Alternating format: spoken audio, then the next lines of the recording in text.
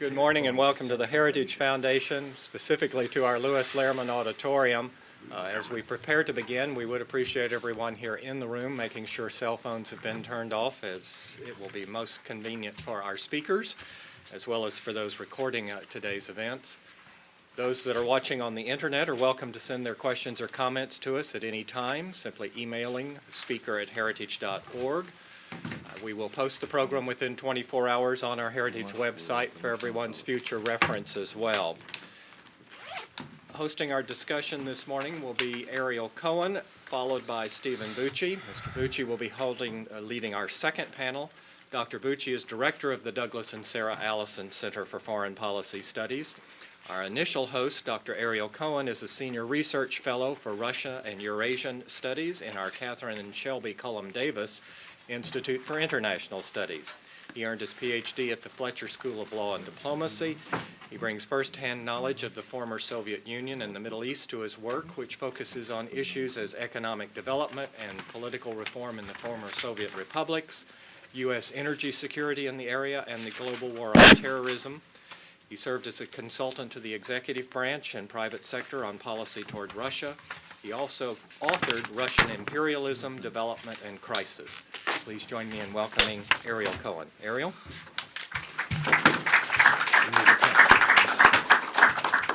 Good morning, ladies and gentlemen, and welcome to the Heritage Foundation.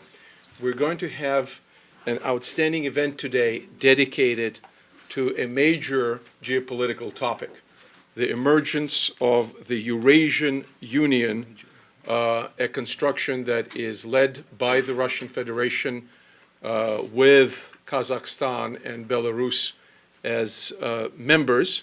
The union was proposed by President Vladimir Putin in 2011, then Prime Minister Vladimir Putin. It has a secretariat in Moscow, and the country signed the membership agreement, but it's still in the process of construction.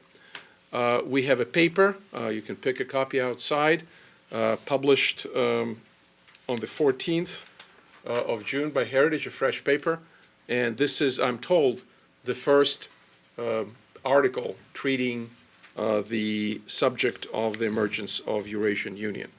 We're looking at it from the economic perspective as well as from the geopolitical and security perspective. There are numerous challenges that countries in the region are facing: rising China, the security of Central Asia after the American and NATO withdrawal from Afghanistan in 2014, but also 20 years after the collapse of the Soviet Union, an agenda in Moscow of regional predominance. And we assembled a team for two panels. I'm going to introduce the first panel. We have a variety of perspectives from the region and amazing academic excellence and knowledge. In the order they will appear: first, Sergei Markidonov, Director of Department of Problems of Ethnic Relations at the Institute of Political and Military Analysis in Moscow and visiting fellow at CSIS. I came to appreciate Sergei's thorough and balanced work on the Caucasus, on the rise of Islam in the Russian Federation and the region. He published several books and reports, over 50 academic articles, and more than 400 press media pieces. Books and reports include The Turbulent Eurasia, The Big Caucasus, Consequences of a Five-Day War, New Challenges and Prospects at the International Center for Black Sea Studies, and Ethno-National Religious Factors in Socio-Political Life of the Caucasus region. Sergei Markidonov graduated from Rostov-on-the-Don State University in '95, PhD from the Rostov Pedagogical University in '99, and worked as Interethnic Relations Group and Deputy Director at the Institute of Political and Military Analysis in Moscow, and taught at Russian State University for Humanities, RGGU, and Moscow State and the Diplomatic Academy. After Sergei, we'll hear from Ambassador Timuri Yakobashvili, my old friend. Timuri was the ambassador of Georgia to the United States, and before that, deputy director of the Georgian Foundation for Security and International Studies. He also was deputy prime minister of Georgia. He was a visiting researcher, Silk Road Study Center of Uppsala University, and is a very thoughtful analyst of the region.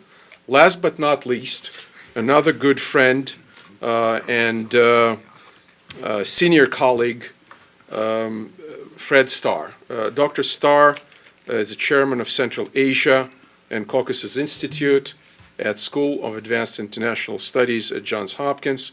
He's a founding chairman of CACI and the Silk Road Studies program, and he had a spectacular academic career before that.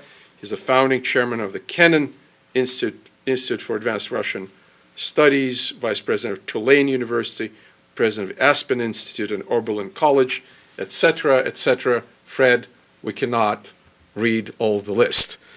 And I do not have here the name of your last book on Central Asian history, which I'm encouraging you to plug in your presentation. So with that, we will start with Dr. Markidonov. From here or ex cathedra? Up to you.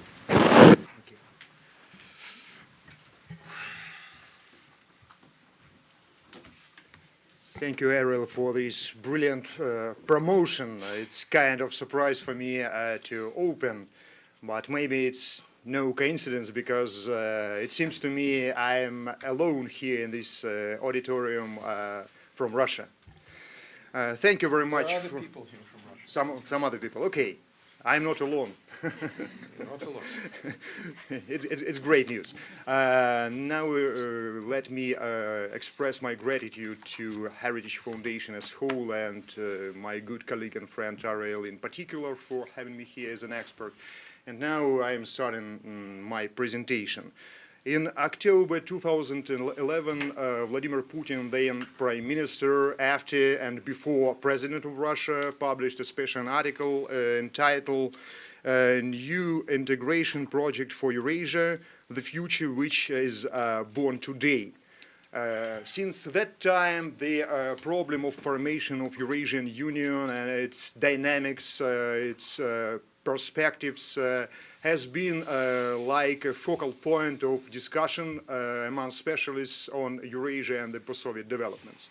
After the dissolution of the USSR, practically since the first day of its existence in new condition, Russia has claimed to play a role of the regional leader.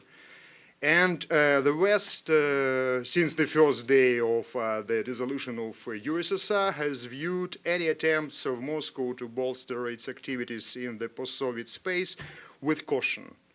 However, many steps of Russia today and yesterday have been predetermined not by some complexes or specific aspirations to re-establish empire or the Soviet Union, but by pragmatic reasons.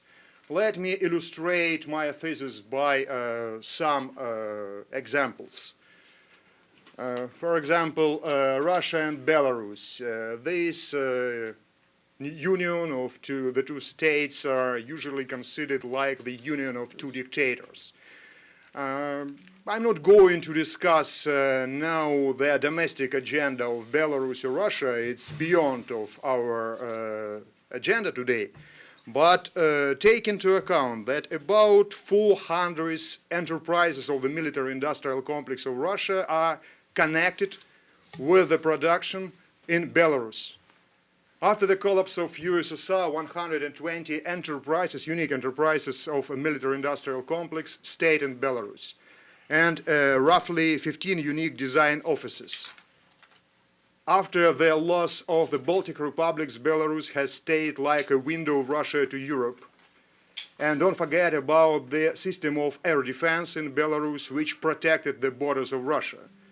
I'm not sure that people who are criticizing the union of two dictators are really ready to replace those issues by other proposals in terms of new contracts, new jobs, new enterprises, supplies, and so on and so on.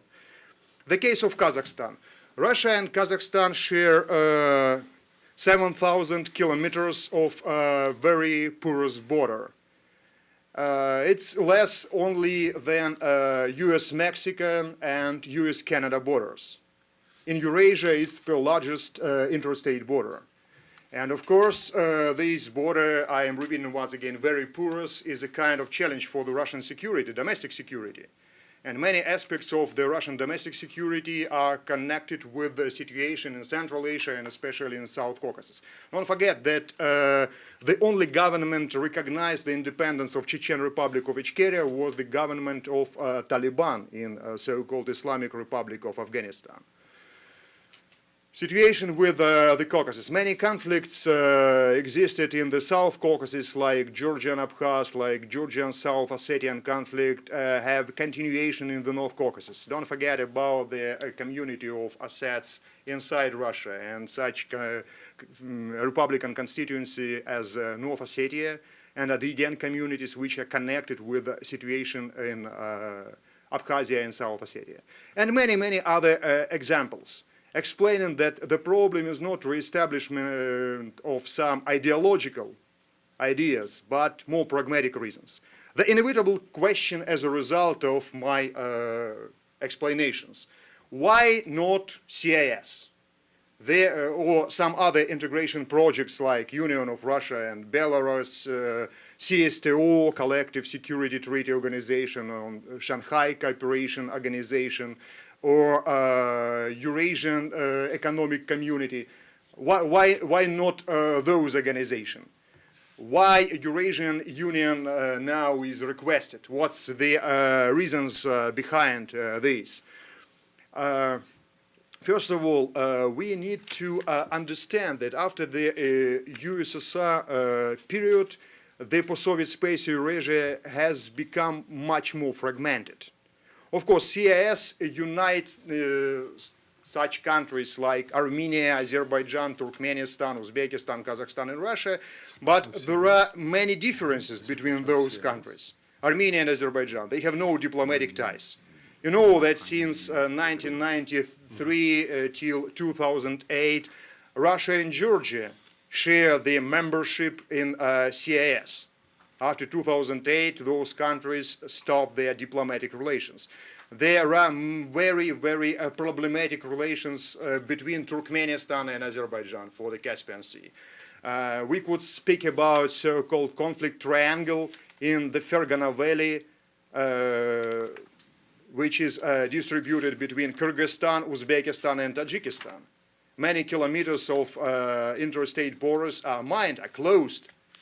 It's very problematic. We could speak about water resources conflict in Central Asia and so on and so on. This is why CIS was a good instrument for so-called civilized divorce. Not Vladimir Putin, by the way, was the first person who characterized this project like instrument for divorce. Leonid Kravchuk was the first, but Vladimir Putin repeated this very right, in my mind, estimate. Because this project was based on the historical legacy, on the legacy of the former USSR. But this factor nowadays could not work more.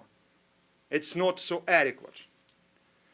And this is why we could speak about a so-called narrow CIS, like CSTO, or like Eurasian Economic Community. But the problem of the post-Soviet integration is absence of really attractive values could be shared by members. It's a problem. Let's see on situation of 2008, 5 days war. Russia hosted the summit of CSTO. What about position of Kazakhstan, Armenia, which have been treated like the most reliable partners of Russia? They didn't support decision of Russia to recognize Abkhazia and South Ossetia. What's about Guam? Did we hear something really, not rhetoric, not on the level of rhetoric, but a real desire from Ukrainian, Azerbaijani side to support Georgia? No. Because the national egoism is a dominant discourse in the post-Soviet space.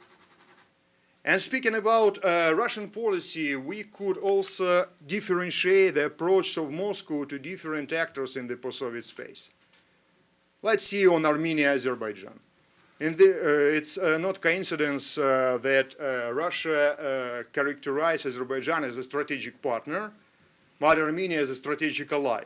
Those terms are repeated from time to time by default with any interpretations, but there is a clear difference. Because your relationship with strategic partner is built on the principles of marketization of the market, not personal on the business. Securing of military supplies, okay. You would pay, we would supply.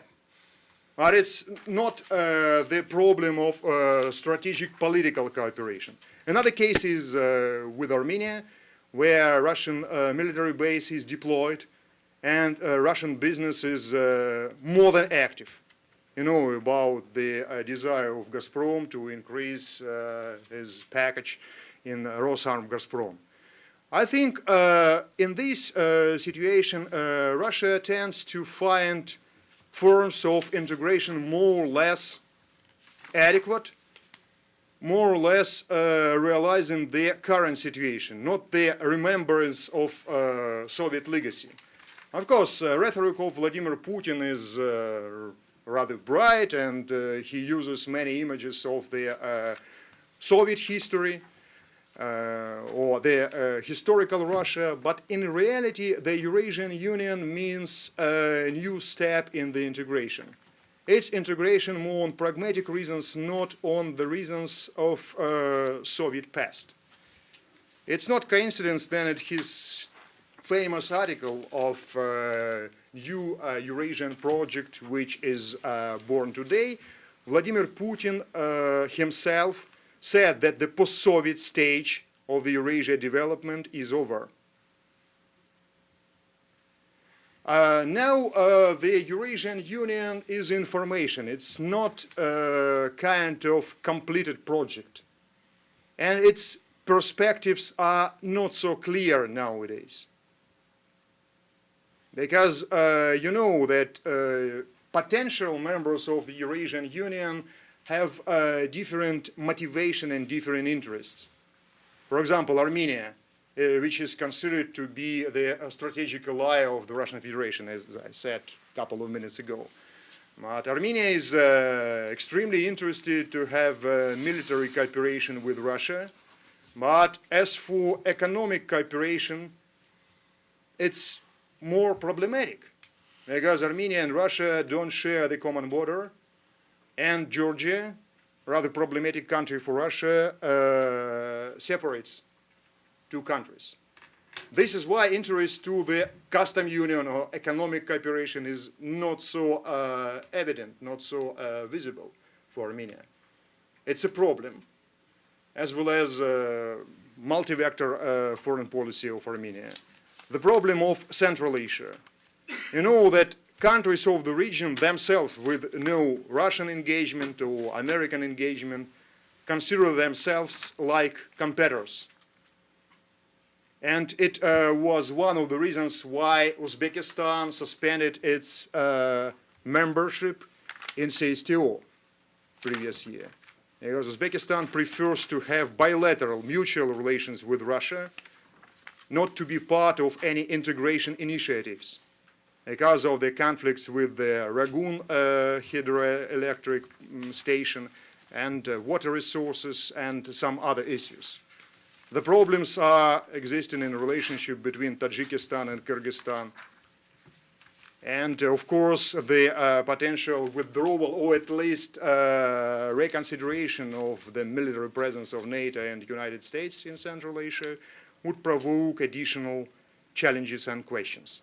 This is why nowadays we could not make any final conclusion on the Eurasian Union as a threat to United States or to European security, because nowadays it's in formation. It's not completed. As for a threat to the United States, today the fact of cooperation on Afghanistan between United States, Georgia, United States, and Azerbaijan are well known. But don't forget that due to so-called Northern Corridor, due to Russia, about 4,500 flights annually are provided through the Russian territory. Russia is not a member of NATO, and unlike Georgia, it's not going to join NATO in a long or a mid-term perspective, but it seriously tributed in Afghanistan operation. The question is, would there any integration initiatives in Central Asia worse or better to have situation more stable, predictable in the region? Because Central Asia is not top priority for the American foreign policy. Afghanistan, Pakistan, of course. India, Pakistan. But Central Asia is the part of the greater puzzles, as well as the situation in the South Caucasus. Not Georgia itself, not Armenia itself, not Azerbaijan itself, but the wider puzzles, like Iranian issue, like Turkey, like the Russian policy.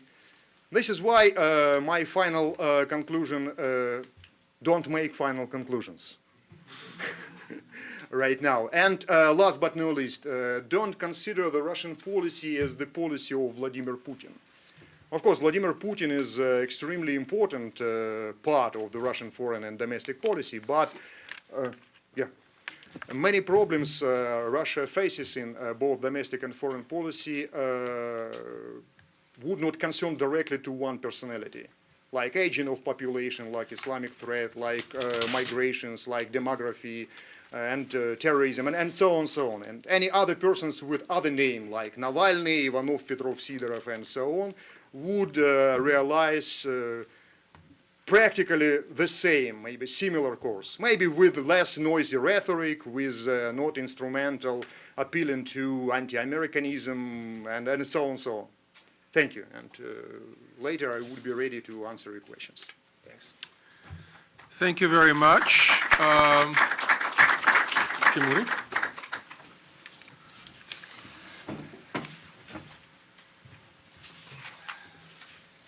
Thank you very much, Ariel, for inviting for such a distinguished audience. I love this room. It's a very cozy, but I hate these two pillars because I don't see some people behind them. Sorry for that. Don't worry, they won't shoot at you. I hope so. When I hear about the Eurasian Union, it reminds me also of a joke about Russian peacekeeping, and it goes like, what is peacekeeping in the Russian style?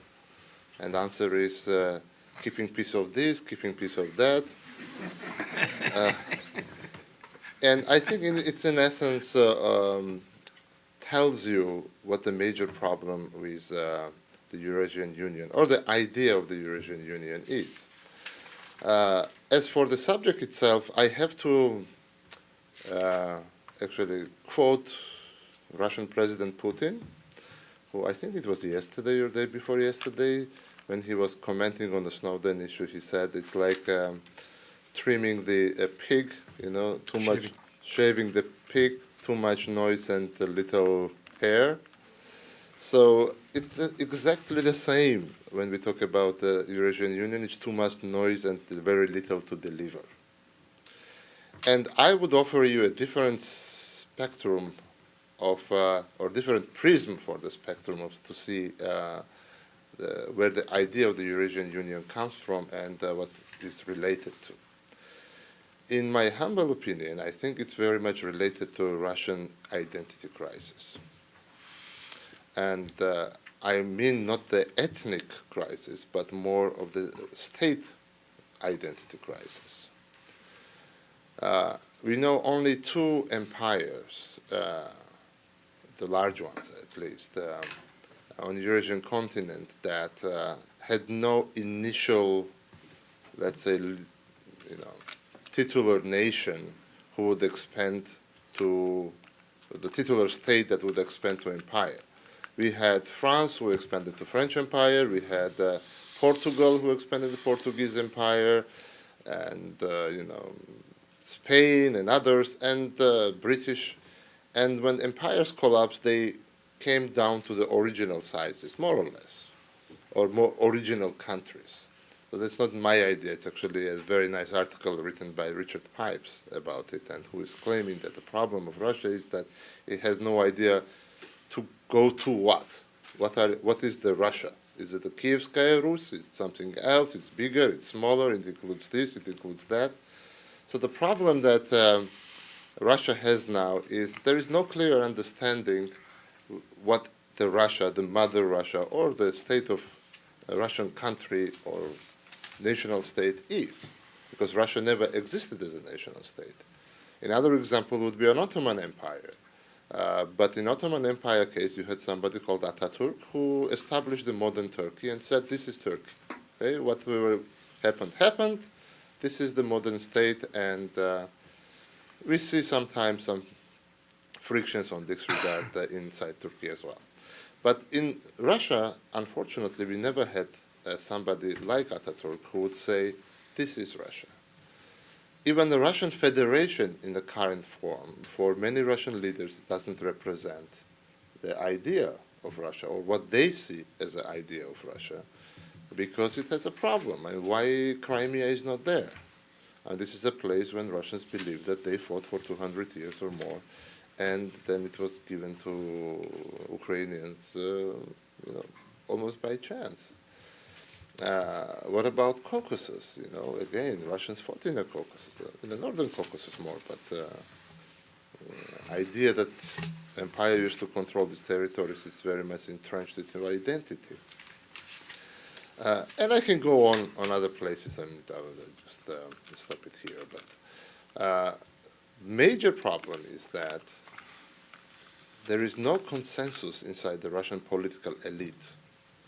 What is Russia? Territorially, as an idea, as a country, as a state, and it's not a new thing. Actually, if you will go and read the Russian immigrants after revolution, they were contemplating on this idea quite a lot. And there are a number of books published, and I would strongly advise the Russia watchers to read these books, old Gumilos and others, who were first started to talk about Eurasianism idea and all of that. So in my understanding, it's all continuation of that debate. It's a debate about what is Russian Federation. And if you will, I believe you noticed that when there was an attempt to create some heroic narrative about Russia, and when there was a TV show that's supposed to reveal the most important historic person in the Russian history, people say that the winner was Stalin. Because that's when Russian Empire, or the Soviet Empire, was the largest and strongest. And then by some miracles, somebody else won. Very questionable figure, if you ask to historians, Alexander Nevsky. If he ever existed, or if he existed where he was when these heroic, allegedly, things happened. But it's not up to me to judge. I think it's historians can talk more about it. But it, again, reflects the same problem of identifying what is Russia and what it should be. Putin, who is also, I believe, thinking about his legacy, has to come up with some kind of idea that would portray himself as, Russians say, the collector of the land, Sabiratel Zemel. He understands that in a modern realities, creating yet another empire is not viable. Idea of having exclusive spheres of influence did not resonate very much into the Western audience or Eastern audience, or among the neighborhood. And we've seen a number of these attempts, and Dr. Markedonov mentioned many of them, what existed before or still exists, CIS, CSTO, Eurasian cooperation something, and et cetera, and et cetera. But none of them really represent functioning or viable institutions. So this new idea, which is very much trying to repeat the European Union idea, is on the table now. I would call it karaoke idea. What Putin does is singing karaoke, which means that you have an original song and you are trying to mock it. You are trying to be happy by trying to repeat the same lines and same music. It's karaoke of European Union. He tried karaoke some other things as well. He's always trying to copy either Americans or Europeans or somebody else. He has an ambition, probably the right one, to have a Russocentric establishment around Russian Federation. I mean, if you have a European Union, NATO and Shanghai Cooperation Organization clearly is becoming Sinocentric. And if you have European and American joint idea of the new Silk Road, some say it's vertical, some say it's horizontal, doesn't matter. Russia wants to have a Russocentric, viable working idea. And so far, I'm afraid, it's very much of karaoke singing. And economic cooperation is important? Of course it's important, but nobody is deterring Russia or Kazakhstan to have a bilateral, very robust cooperation to bring down the tariffs, and et cetera, and et cetera. But in my understanding, the offer of the Eurasian Union will come into serious challenge when it comes to Ukraine. Without Ukraine, this idea is dead. And frankly speaking, so far, I don't see a big appetite from the Ukrainian leadership to take a serious steps in this direction. They recently signed some kind of, as Russians say, ni našim, ni vašim, not here, not there kind of paper about Eurasian Union, but they have a very clear choice from the EU. If you cannot sit on the both chairs, either you sit in this chair or that chair. And that challenge will ruin idea of the Eurasian Union, unless something dramatic will happen in politics, which is not excluded, but not very much, the probability is not very high. So I would stop here, and I would say answer to the question that was posed in this panel would be not really. Is it a challenge or the threat? Not really. It may become, but again, not in my lifetime, probably. Thank you. And I'll let some Well, I'm glad that the former ambassador of Georgia is not concerned about any kind of threat from Russia. So we're making progress here every day. I'm not saying any kind of problem. You We just, were not even offered yet. okay. He said with hope. Fred, please.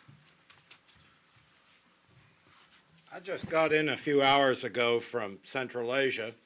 I got stuck for 10 hours in the airport in Istanbul. Oh, goodness. I happened, as rarely is the case, to be flying business class, and I was with a bunch of Americans and Central Asians with their open bar. It was a very nice experience, and when I just walked in here this morning, I noticed I hadn't buttoned 3 buttons on my shirt.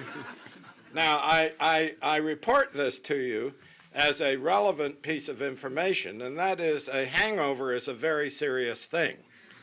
And that's what we're talking about. We're talking about a hangover, which seems to have infected certain people in Moscow, hangover of empire, and how do you deal with it? But that's not the subject. The subject that Ariel Cohen set for us this morning is an important, and that is this pose any threat to American strategic interests? And interest is not something objective. It is something you define. I mean, one person walks down a dangerous street, no problem, carries his wallet in his hand, and checks his change and so on. Another person walks down the same street and he's paralyzed with fear. So it's subjective. And I would say, therefore, we have to ask, how do we define our security today? How does it pertain to this territory? And is this a threat? The answer, I think, emphatically is no. It is not. Why? We've defined it, our security, as not. We have bigger interests than this, as Sergei was suggesting. These include, with Russia, cooperation in Afghanistan, cooperation in Iran, cooperation in Syria, and nuclear disarmament. These are defined by the present U.S. administration as our paramount interests, all of which involve close alliance with Russia, and against which the matters that we're discussing here this morning are very minor, and therefore it is no threat. Now, the question is whether that is a reasonable definition of our interests, and I would submit it is not. And that's, I think, the core of the matter, leaving aside the question of whether we have had any progress on any of these points of cooperation with Russia. That's a separate question, which is perhaps you want to address at another time. The question, is there a specific policy? I'm focusing on Central Asia and the Caucasus. I'm not addressing the question of Ukraine and all that. Is there a specific U.S. policy? Basically, for about a decade under Democrats and Republicans, there's been none. And therefore, we don't really, there is no policy in Central Asia and the Caucasus which a Central Asia, a Eurasian Union could be threatening. If you don't have one, it's not going to, nothing poses a threat to it. However, that's not the whole story. I think the real question that we have is, what is the United States' real interests in this region, as opposed to what they are defined as being at this particular moment. And on this point, I'd like to make a few points, raise a few matters. One, it seems to me, I recall back in 1998, the Joint Chiefs of Staff came to the Central Asia Caucasus Institute at CITES and asked, could you do a strategic assessment of the whole region? And we did. And interestingly, I looked at it this morning, and by and large, we stick to the same points today as we did then. Namely, what's striking about this region, it's the only place on Earth that is surrounded by 4, potentially 5, count Iran, nuclear powers. You don't want big guys beating their heads against each other in this territory. It's potentially very dangerous. Therefore, you want it to be secure. And to be secure, you have choice. You either impose security from without, which is the Eurasian Union and the CSTO and so on proposes to do, or you develop it from within. Now, there is that's the choice. And the history has been of those efforts to impose stability and security on this region, Central Asia and the Caucasus from without, have been rather poor. It's a bad record. I'm speaking 2,000 years. Several Persian empires. I'm talking about Seljuk Turks, the Arab Caliphate, so on, and the Russian Empire. They all failed. And indeed, they ended up by generating the kind of instability that we've heard about this morning. So then the question, what's the alternative? The alternative is to build security from within. A security that doesn't threaten any of the big neighbors, but which is real. And this is likely to be more enduring, but because the people devising these strategies in Moscow are by and large ignorant of the histories of the region they're talking about, they don't realize that this region has generated much more powerful empires than their Russian Empire. It has been a subject, if you will, of juridical subject of great states, as well as the way it's viewed in Moscow as a bunch of objects to be moved around on a chessboard. Now, this is, I think, worth stressing, that the possibility of building stability from within the region is real. Now, immediately we hear, oh, they are all enemies of each other. The Armenians are at the Azeris' throat, the Uzbeks and the Tajiks, whatever. That's nonsense. They have a much longer history, thousands of years in most cases, or hundreds and hundreds of years, of getting along quite well with each other, thank you, for all their differences. This is a much deeper tradition. Under somebody's umbrella. No, not necessarily on somebody's umbrella. I disagree. They know each other far better than outsiders know them. They know where the limits are, how to do it, but they're being manipulated and played against each other. Unless we, a big power from the outside, keep you guys behaving, you'll be killing each other. Instability. Well, they have a solution to this. The countries in the region, and virtually all of them subscribe to it today, and that is, we want to have balanced relations with the external world. We will use China to balance Russia. We will bring in Europe, whoever, the United States, India. We'll bring them into the balance, and as a result, we will be sovereign. We will cooperate with each other, but we will have balanced, positive relations with our big power neighbors. Now, we are, by supporting the Eurasian Union, we are directly undermining the common strategic thinking of the entire region. We should be clear about that.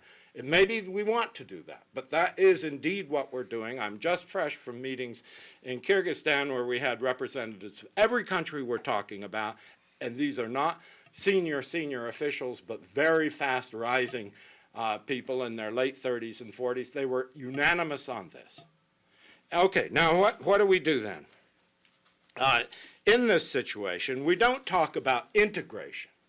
All the people at this meeting, by the way, these were former Rumsfeld fellows, all of our institute, all of them rejected the word integration, which we've heard this morning over and over, including from every country in the Caucasus and Central Asia. They said that's the wrong terminology. That's political. We want to have coordination, cooperation, but not political integration. Fundamental difference in terminology. We ought to recognize it. We ought to work with it. Now, where does this leave us? It seems to me that this project, in the long run, its chances don't look too good. Not just because some problems which are real, which Timur Yakubashvili spoke about in Russia today, but it's never really worked very well because people in these regions are masters at one thing, and that is manipulating those who pretend to rule them from without. They really have a stellar record at this over thousands of years. They are masters, and anyone who doesn't acknowledge this ends up being a complete sucker. Putin is going to be a complete sucker.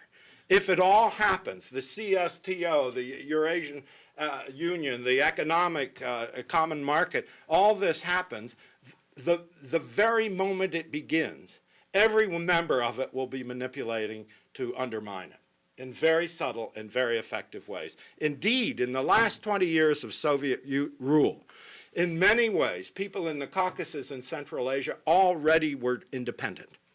They undermined the system so effectively that by the time it finally collapsed, there was nothing there. The wallpaper was holding up the wall. So they'll do it again, and that's the way it'll be. It seems to me that to conclude that the U.S. interest in this is to listen to the people who are the subjects of this, the Central Asians and the Caucasus.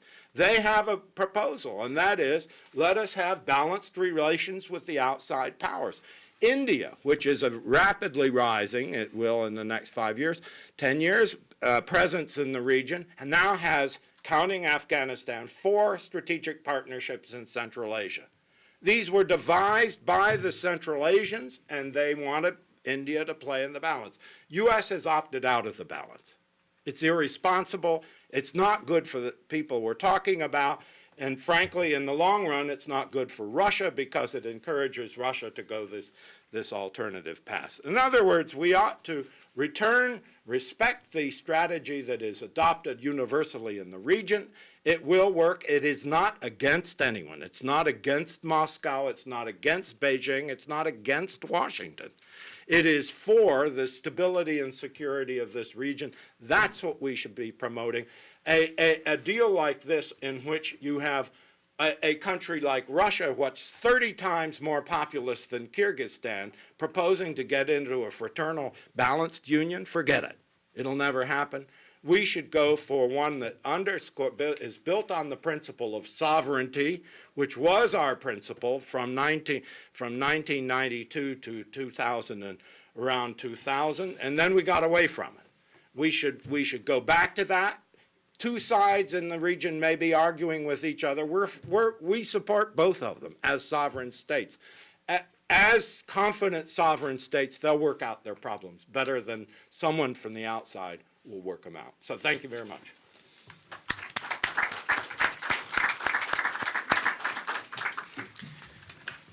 We got very good exposés on what the Russian historic ties were from Sergei Markidonov. I would say that, Sergei, if you said that this is not about the past, you spent quite a lot of time in your presentation saying that there are security, cooperation ties with the plants in Belarus, and industry ties with Kazakhstan. So it is, among other things, about the past. And when you listen to Russian narrative, it's about how everybody was so friendly in the former Soviet Union, and they all hung together in this big communal apartment called the Soviet Union. Secondly, Timuri, you said you're not worried about the threat of reintegration with Russia.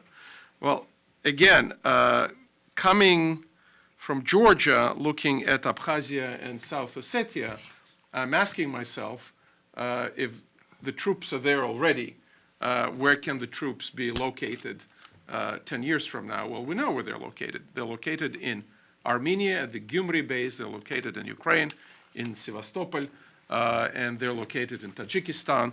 And as security may deteriorate after 2014, my prediction is that there'll be more Russian troops, not less, in Central Asia, especially because we, the U.S., as administered by the Obama administration, are not going to put more troops in Central Asia. Do Russians have more troops to put there? Good question. And finally, Fred, I couldn't agree more that defining our interest out of Eurasia may be a major geostrategic mistake. This administration is doing only second to the other mistake, and we'll talk about it in the second panel, which is not having a Eurasian strategy. I'm not sure if they have a Russian strategy, but they certainly don't have a Ukraine strategy, they don't have a Caucasus strategy, and they don't have a Central Asian strategy. And with that... Could I ask a very simple-minded question? Absolutely, you can ask any That maybe question you could want. be raised. Yeah. What about that which we're discussing can only be achieved the way it is proposed by Russia to achieve it? What will the Eurasian Union achieve that you can't achieve through the World Trade Organization, which even Tajikistan, even Uzbekistan and Turkmenistan are now seeking to join? Political integration is an answer. Well, one of the things the Eurasian Union and the Russian champions of the Eurasian Union, and Russia is the majority, has a majority voting rights, is talking about is the unified currency. And from my contacts in the region, I understand that Kazakhstan, for example, is not very excited about having unified currency.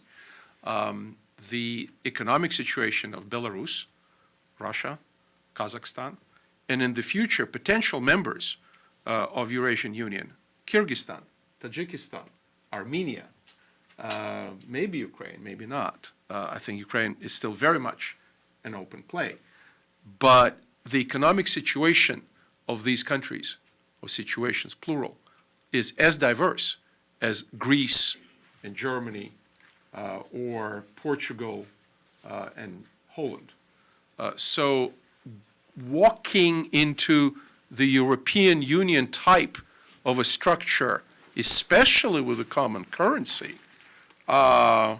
is very much, as they say in Russian, stepping on the same rake. it's repeating the same mistake, that the Europeans now are in the midst of an awfully, awfully difficult crisis, as you all know. But I do not want to monopolize the podium here. What I would suggest is if Timuri and Sergei have any other quick comments on each other's presentations, then we go to questions. Please. Timuri? Sergei? No? Maybe Briefly. briefly. I'm a historian by education, and here many historical specific issues were raised. First of all, let me remind one quote of Ernest Renan, who said that nation is everyday referendum. This is why identity crisis is not unique condition of the Russian Federation. I have heard dozens of times their descriptions of voting for Stalin, for Alexander Nevsky. Practically at the same time with Russia in Portugal, there was practically the same referendum. Who was the winner of this referendum? Vasco da Gama? No. Salazar, of course. Does it mean that Portugal tends to be totalitarian or thinking about re-establishment of empire and so on? Asking on the Ariel's question on the past, Putin and his team are not philosophers. They are not Ivan Ilyin's, collective Ivan Ilyin or Nikolai Berdyaev. They are not thinking about such things like mission of Russia, what is Russia. They really see working enterprises, not relating to the past, to the proletarian internationalism and so on, ideological blah blah. They see real enterprises connected with the military-industrial complex of Russia. 50% of Ukrainian military-industrial complex is connected with Russia. It's money, it's contracts, it's very pragmatic. And 7,000 kilometers with Kazakhstan, it's current reality. It doesn't relate to empire, proletarian internationalism, Soviet messianism, and so on and so on. It's today reality. It's rather pragmatic. I think little comment, probably on comment, not on the presentation. I think there is nothing wrong if you want to have Stalin as the biggest Russian. We are fine with it. He's Georgian. Yes, but you can have him. It's our gratitude for occupation. Second, what you said, economic ties exist everywhere, and nobody creates special unions for that. So nobody is deterring Russia and Ukraine to have a very close economic cooperation on military, on spacecraft or the aviation. You don't create necessarily Eurasian Union for that. Or with the Kazakhstan having a border, you can handle it on the bilateral level, and there is not necessary to put somebody else. Here I agree with Fred actually very much, but adding extra members on the issues that you can solve bilaterally complicates your ability to handle those issues. And we've seen it many times, including in CIS. So if you really want to, if the focus is the, handling these economic issues, the bilateral formats are the best, and Russians are the best in the bilateral formats. They are the worst in multilateral. It's a surprising because Russians never were strong on the multilateral. They always prefer on the bilateral. Georgia, Russia, Georgia, Ukraine, and et cetera, et cetera. So that's a political project, and let's not pretend that it's a purely economic. As Ariel, to your comment about the possibilities, if Russia will go and occupy the rest of Georgia, it will be occupation, not an integration. And I think there's a big difference between integration and occupation. And we experienced one of it, and partly we still experience one. And when it goes to integration, there should be a willing, both sides should agree to have a relationship. And in our case, Georgia is not willing to have a relationship on the term palavina nam palavina ne. Half is mine and another half is ours. Kind of relationship. So I think it's very clear that the Eurasian Union is not a purely economic project because Russians can handle economic issues on the bilateral level much better than on the multilateral level. And that goes back to Fred's point, which I think is a valid point. If you build a tariff wall, which is the idea of a customs union, and the customs union will be an integral part of the Eurasian Union, then the question is, are you denying the members more advantageous trade relations, more advantageous trade terms with countries outside of the customs union? And this is something that needs to be looked into and researched more, and I would like to see papers on that. Yes. Can I make a comment on this? Sure, and we need to go to the audience because they're patiently waiting. In the last weeks, there have been visitors from Moscow to Kazakhstan, Kyrgyzstan, and Tajikistan on this. Of course, we're talking about three entities, we're talking about, yes, a customs union, we're also talking about a Eurasian sort of political dimension, and we're also talking the security. So this is already proposing to jump in one step to beyond where the European Union has gone. But in the last couple of months, they've sent people down to several of these countries to make the case. Mr. Saskovets showed up in Tajikistan for just a few weeks ago.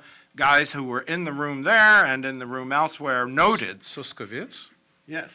He's still around? Oh, goodness, that's well, blast from the past. Well, blast from the past, but he showed up with no data. He just came in and said, "This is the way we ought to go." And so we checked in all three of these countries. Has there been rigorous analysis, as the court of the sort Ariel just asked for, the costs and benefits, seriously, of this? And the answer is no. And the Kyrgyz point out we have calculated the cost if we don't do it, and there are a lot of threats involved in that. But their price for them, if they do it, is enormous. They have this Dardari market, which is 15-20% of their economics. They are the great window into Central Asia for the Chinese economy. If you follow the advice of the Economic Union, you basically close this off. And I'm sure Mr. Sultanbekov, who owns it or manages it, is acutely aware. They're trying to get a carve-out. But it doesn't look like this will happen. So, but this is a lot of pressure with no analysis. Just to complement what Fred said, if you talk to businesses, they will tell you that the major obstacle is not a tariff. Major obstacle is either infrastructure or corruption.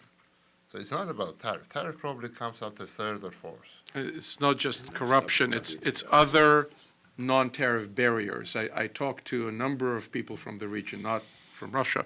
And the other thing that those who are in the negotiations for the union already are complaining that the pressure from Russia is relentless and that the schedule is too fast.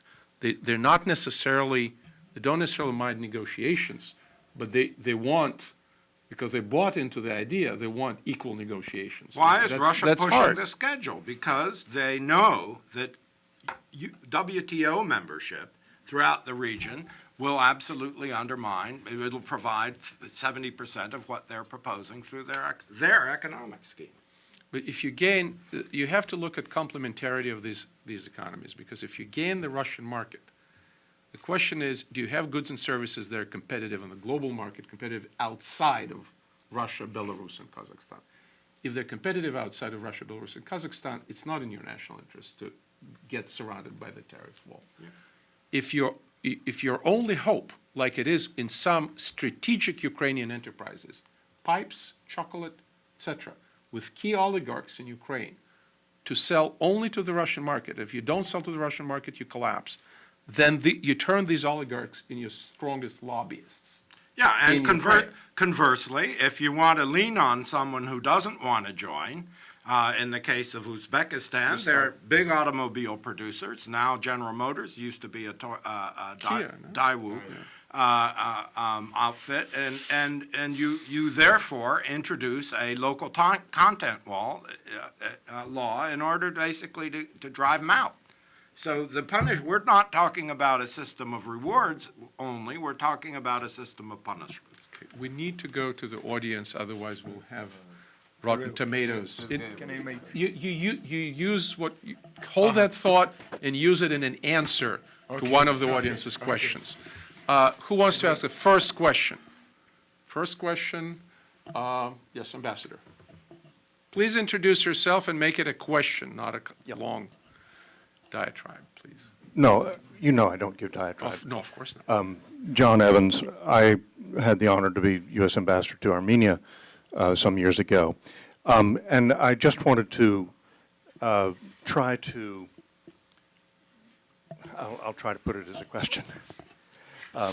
Isn't there something that we've overlooked here, namely the fact that some people in the former Soviet Union territory are drawn to Russia? There are a lot of people who go to, I know from my experience in Armenia, a lot of people go to work there. They go to work there from Georgia, from Azerbaijan, and from countries in Central Asia. So there are some centripetal forces at work that we haven't heard mentioned except in the last 5 minutes. And also, Fred, you made the statement that there are only a couple of ways to provide stability, but let's look at the problem of Azerbaijan and Armenia. Azerbaijan has far greater potential in terms of its oil revenues, what it's spending on the military and so on, but it is Russia which is providing the stability in that situation by putting its thumb on the scales there and preventing a lack of stability. So I just want to question your assertion that it has to be that stability has to be imposed. I think it's an old diplomatic. No, I was questioning whether it should be imposed from outside rather than generated from inside. But if it isn't generated in the region, this is a way for it to be generated through diplomatic statecraft. Well, I agree with your comment about there are real links. They're not the only links, No. but there are real links between many of these countries and Russia, and in terms of migration, in terms of labor mobility. And I think we should be consistent, and we should annex Mexico. Well, how about, do you want to give Texas back to Mexico? We better not go there. No, I mean, you're right, but so what? Don't understand. Thank you, Ambassador Evans. Next question.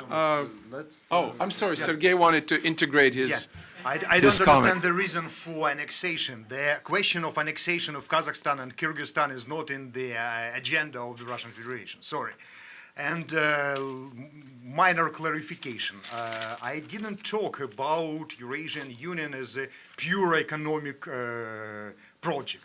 It would be rather naive or maybe a little bit stupid from my side to characterize this project like only economic. Of course, it concerns security, politics, and wider spectrum of different issues, but it doesn't concern to the Soviet Union or to annexation of territories. Because for the Soviet Union, we need to have only one minor thing, the Soviet ideology. There is no Soviet ideology. There are no drivers of the Soviet ideology on the territories of the newly independent countries, of Kazakhstan, Azerbaijan, Armenia. Of course, there are communist parties, but Communist Party of Armenia is for Nagorno-Karabakh under Armenian umbrella. Communist Party of Azerbaijan is for restoration of territorial integrity. Who, by the way, broke the Cossack plan for Transnistria? Communists in Moldova. What do we discuss? Communist idea or Soviet Union? No drivers, no prerequisites for the Soviet Union. It's not topic on the ground. I think that, nobody is talking restoration of Soviet Union. And that's not the point. It's actually the disguised idea. Nobody talks about restoration of Soviet Union. We are talking about Russia claiming exclusive areas of influence. Is And it in not- unique? Is it unique experience Just in a the moment. world history? Monroe Doctrine and so on. I'm not saying it's unique. I think it's outdated in the modern world, and we don't like it in Georgia. Of course, we don't like it in Georgia. No, of course we don't like it. in Do they Georgia. have to like it in Georgia? I don't think so. So as for Russia being an attractive place, yeah, I mean, of course, I love the Russian literature. I used to love going there when I was able to go there, and now probably I'm not. Of course, we have some Georgians there who live there, and the remittances are the issue. But as a U.S. ambassador, you had to make one experiment and give equally access to Armenians to U.S. visas as they can travel to Russia. And I want to see how many Armenians would end up in Glendale instead of Moscow. So it was easier for Armenia to go to Russia than to go to other places. And I think, you know, it's again, to quote Sergei, people love to go and work where they prefer to have a better life. So if, you know, Irish were coming to US, or somebody, the Polish going to Brussels, or somebody else going somewhere, it's a normal process of the workforce going here and there. It doesn't necessarily translate into interstate relations. Well, there's an issue about the labor migration, and the Eurasian Union presupposes free labor migration.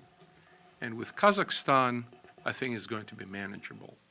But there are already, I think, together 3 million Tajik and Kyrgyz workers in Russia. It creates a lot of tension. Uzbeks and Tajiks. Uzbeks, Tajiks and Kyrgyz, more than 3 million together. There are counterweights. About 1 million Ukrainians, 600,000 Belarusians, 400,000 I'm not sure why they're Bulgarians, counterweights, 400,000 but the Ukrainians. point, okay, It's Sergei, counterweight.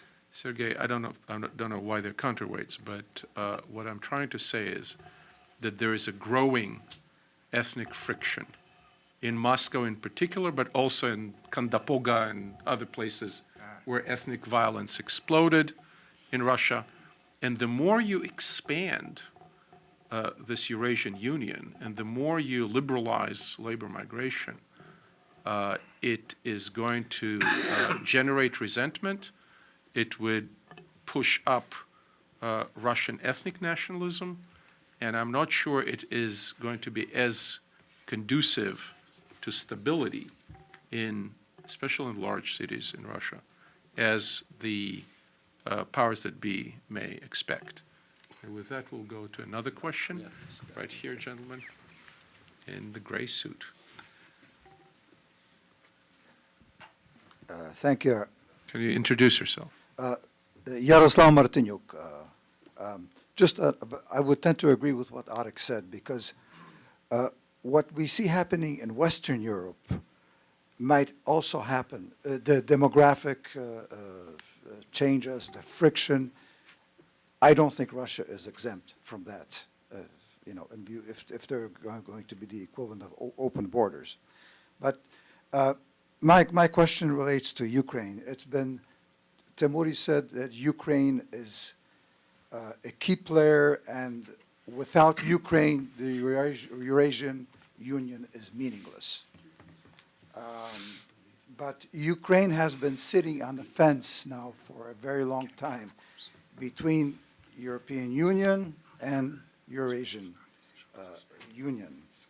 And clearly this is unsustainable, and it cannot go on for a very long time. Now, in Ukraine, the key players are the oligarchs like Akhmetov and others. And I have a feeling that they're not too very anxious to join the Eurasian Union. They would much rather prefer to do trade with European Union. Now, my question is, what would you consider to be the things or the key factors that would push Ukraine in one direction or another? Is it energy, trade prospects, historical ties, whatever? Thank you. Great question. Can I start answering your question? You raised a great question, and I like repeating many times in different audiences that in the post-Soviet space, really, there is no choice between Europe and Russia, the West and Russia. When I was once upon a time in Kazakhstan, highest rank official told me, Sergei, understand, 2 pipelines are better than 1. Is their core attitude dominating in the post-Soviet space?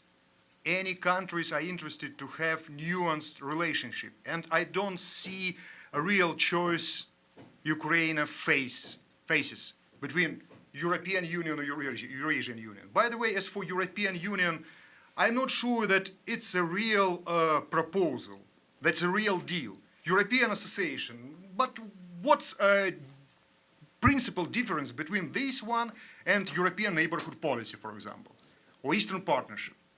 Many rhetoric, many declaration, but is European Union really ready to accept Ukraine? No. As for Russia, I'm not sure that Russia is really interested to have more countries of the former post-Soviet space inside European Union. One example, when Uzbekistan suspended its membership in CSTO, many people in Moscow, I know many officials personally in Moscow, blessed God for this, because Uzbekistan was an uncomfortable partner within the framework of CSTO, but in terms of bilateral relations, it was much better. This is why I don't think there is a real choice for Ukraine between Eurasian Union and European Union. European Union is not ready to see Ukraine within. As for Eurasian Union, it's information now. It's not completed. We could discuss some potential scenarios of the development, but nowadays many unclarified things. How about WTO for Ukraine? What happens when they join WTO? But it doesn't depend. I don't think it directly relates to the Eurasian integration and so on. I don't think so. Go ahead. First of all, I have to reveal to Mr. Markedonov that the European Union and its officials said about the choice very loudly and officially that Ukraine has a choice either to do this or that. So there is a choice, a declared one. Second, as somebody who happened to deal with EU on various of issues, second revelation would be that it's not about just talks. There are very detailed practicalities that countries will be benefiting out of agreement signing with European Union, starting from visa liberalization, ending from economic issues. I mean, there are huge spectrum of issues, and unlike the Eurasian Union, EU is very much formalized institution with acquis communautaire and hundreds of thousands of regulations of various of sorts that we all hate, but nevertheless want to obey. So, in one hand, you have an established institution with its own problems, but offering very concrete things, if you want to, and has a soft power, and Ukrainians are keen to be associated. Membership, I don't know. I mean, there are varieties of relationships with the EU. You have European countries who are not necessarily EU members of the common currency, but nevertheless, it's a huge economy, and Ukraine, in my understanding, wants to be part of that economy. It's not deterring them to trade with Russia. Nobody is deterring Ukraine or any other countries to trade with Russia or to develop cultural, economic, or whatever ties, even military ties if they want to, unless they join NATO, and then it will be collective. So I just don't understand what's the problem there. There is a clear choice. EU is offering very clear things. Ukrainians want it. And what can trigger this way or that way, I think you are absolutely right. Oligarchs don't want to deal with unpredictable Russia. They want to deal with predictable EU. Can I just add one very quick note? Sure. And that is that NATO, for example, which is comparable to the CSTO, it's basically what CSTO was created to counter. You can join, they have a different membership plan. This is like clubs, you know. You don't have to just, it's not a binary choice. You either are in or you're out. You can do it a la carte.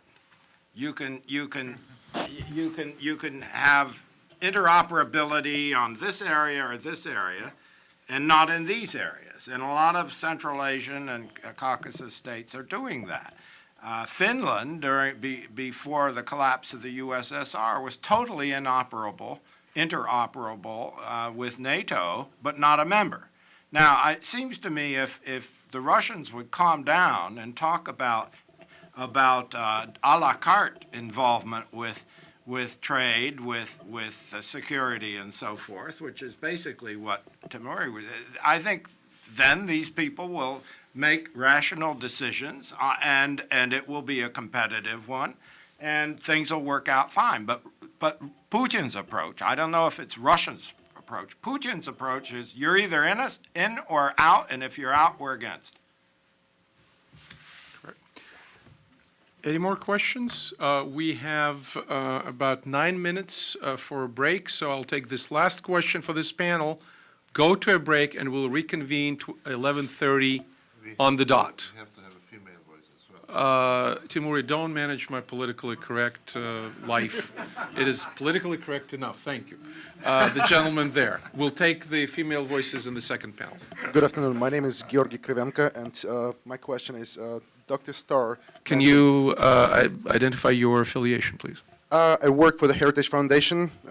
Well, I work as a facilities manager, but I was born in Soviet Union, and I moved from the country of Belarus, so I kind of know a little bit the story behind there. And my question is, as Dr. Starr mentioned, that there is no visible threat, at least at this point, from those types of unions at this part of the world, but at the same time, this week, there was like an announcement that United States is about to lose the air base in Kyrgyzstan. And yesterday it was announced that there will be a new Russian Air Force base in Belarus that is going to start operating by the end of this year.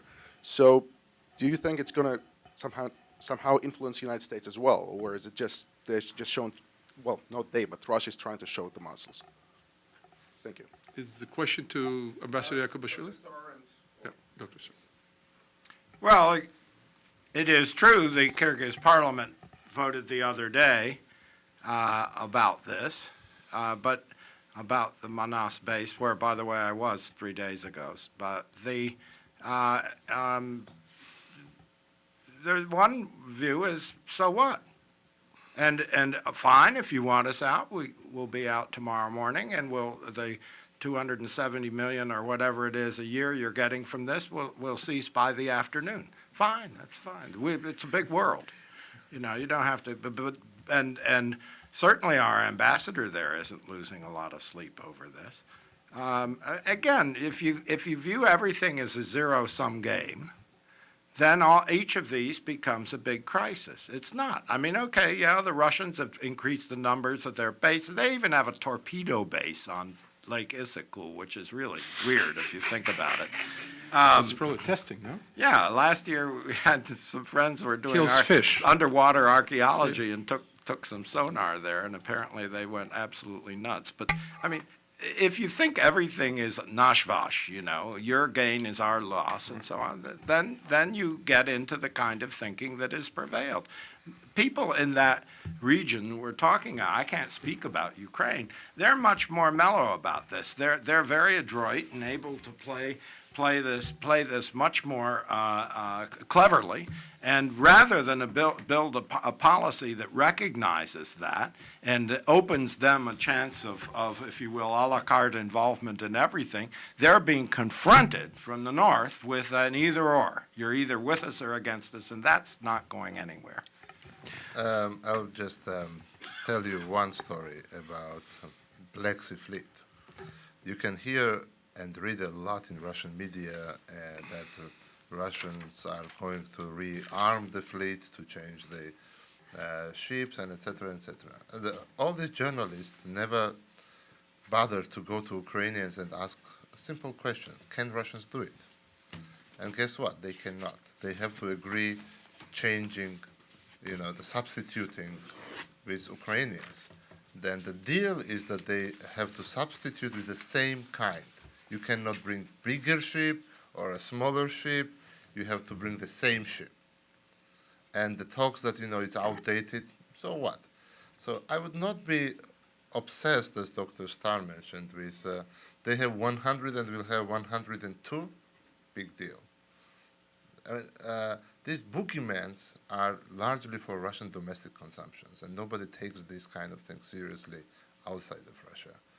And it's high time to Russia to understand that these kind of games cannot last long. Okay, so we had two different opinions about how seriously we should take both the military buildup and the organizational, political, and economic integration. Clearly, it's a forward-looking event. We're looking at something that is work in progress. The key year to watch is 2015. You have an advantage in a think tank that you can actually look into the future. I would even suggest that this is a broader trend of regional integration. It doesn't end in 2015. 2015 is a goalpost, but it's going to go and continue, and it has many dynamics. And unfortunately, we're running out of time. Just wanted a Real quick, Fred. very because quick we have note. to We're, take a we're break. thinking about this as all the energy's coming from one direction. That ain't the case. Russians have this wonderful term that all these poor little countries that we're talking about are their near abroad.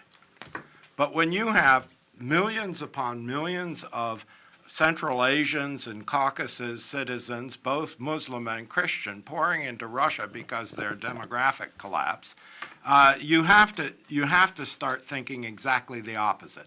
What are the implications of Russia becoming the near abroad of Central Asia and the Caucasus? And also Central Asia being a near abroad for 1,000 years of China. We didn't talk about China. With that, ladies and gentlemen, we're taking a 5-minute break. 5 minutes. 11:32, we're back for the second panel. Thank you. All right, folks, if I could ask you to take your seats, we'll get started.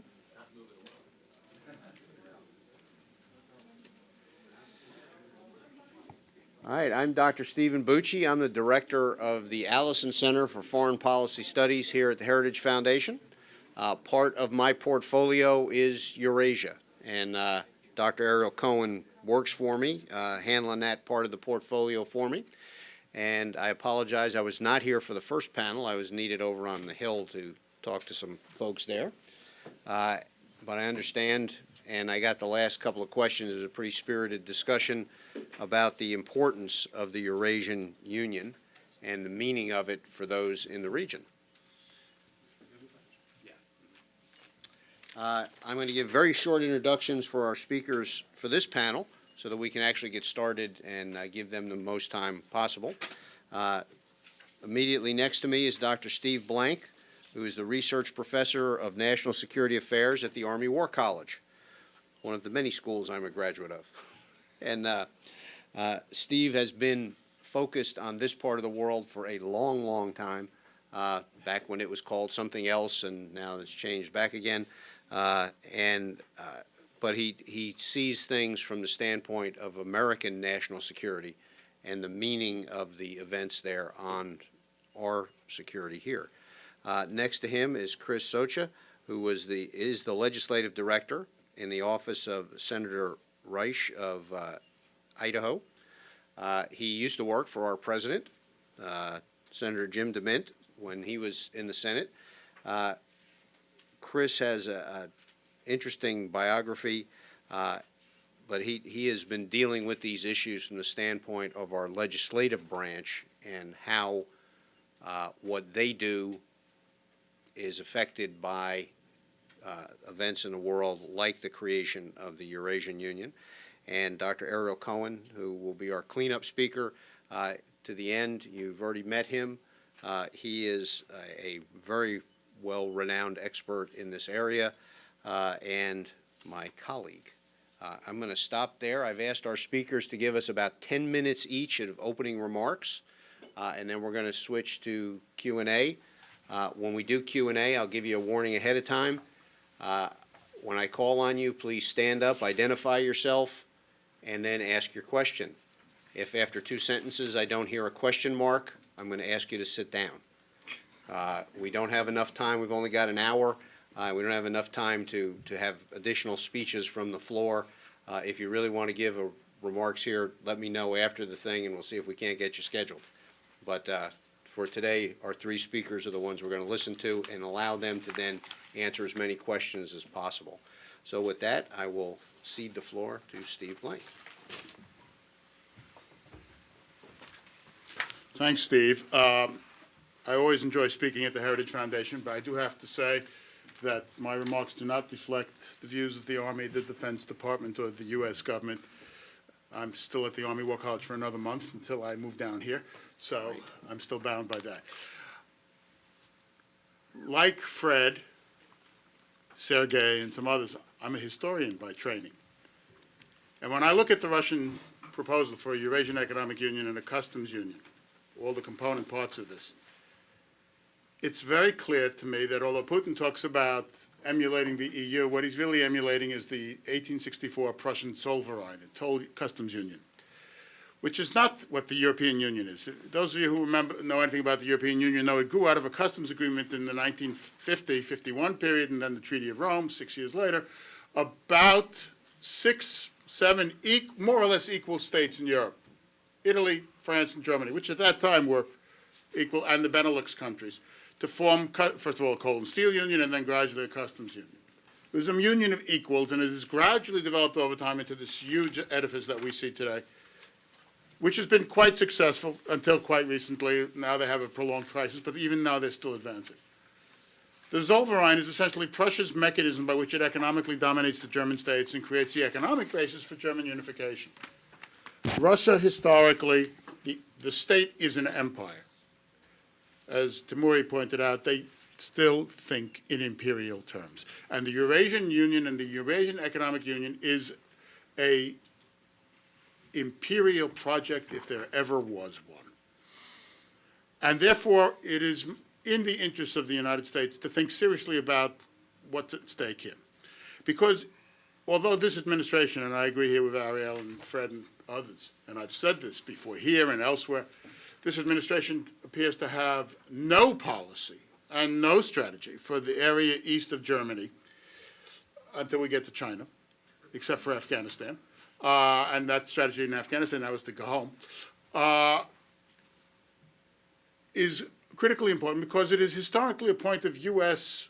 geostrategic policy to prevent the recrudescence of an imperial formation in Eurasia, whoever tries to do it.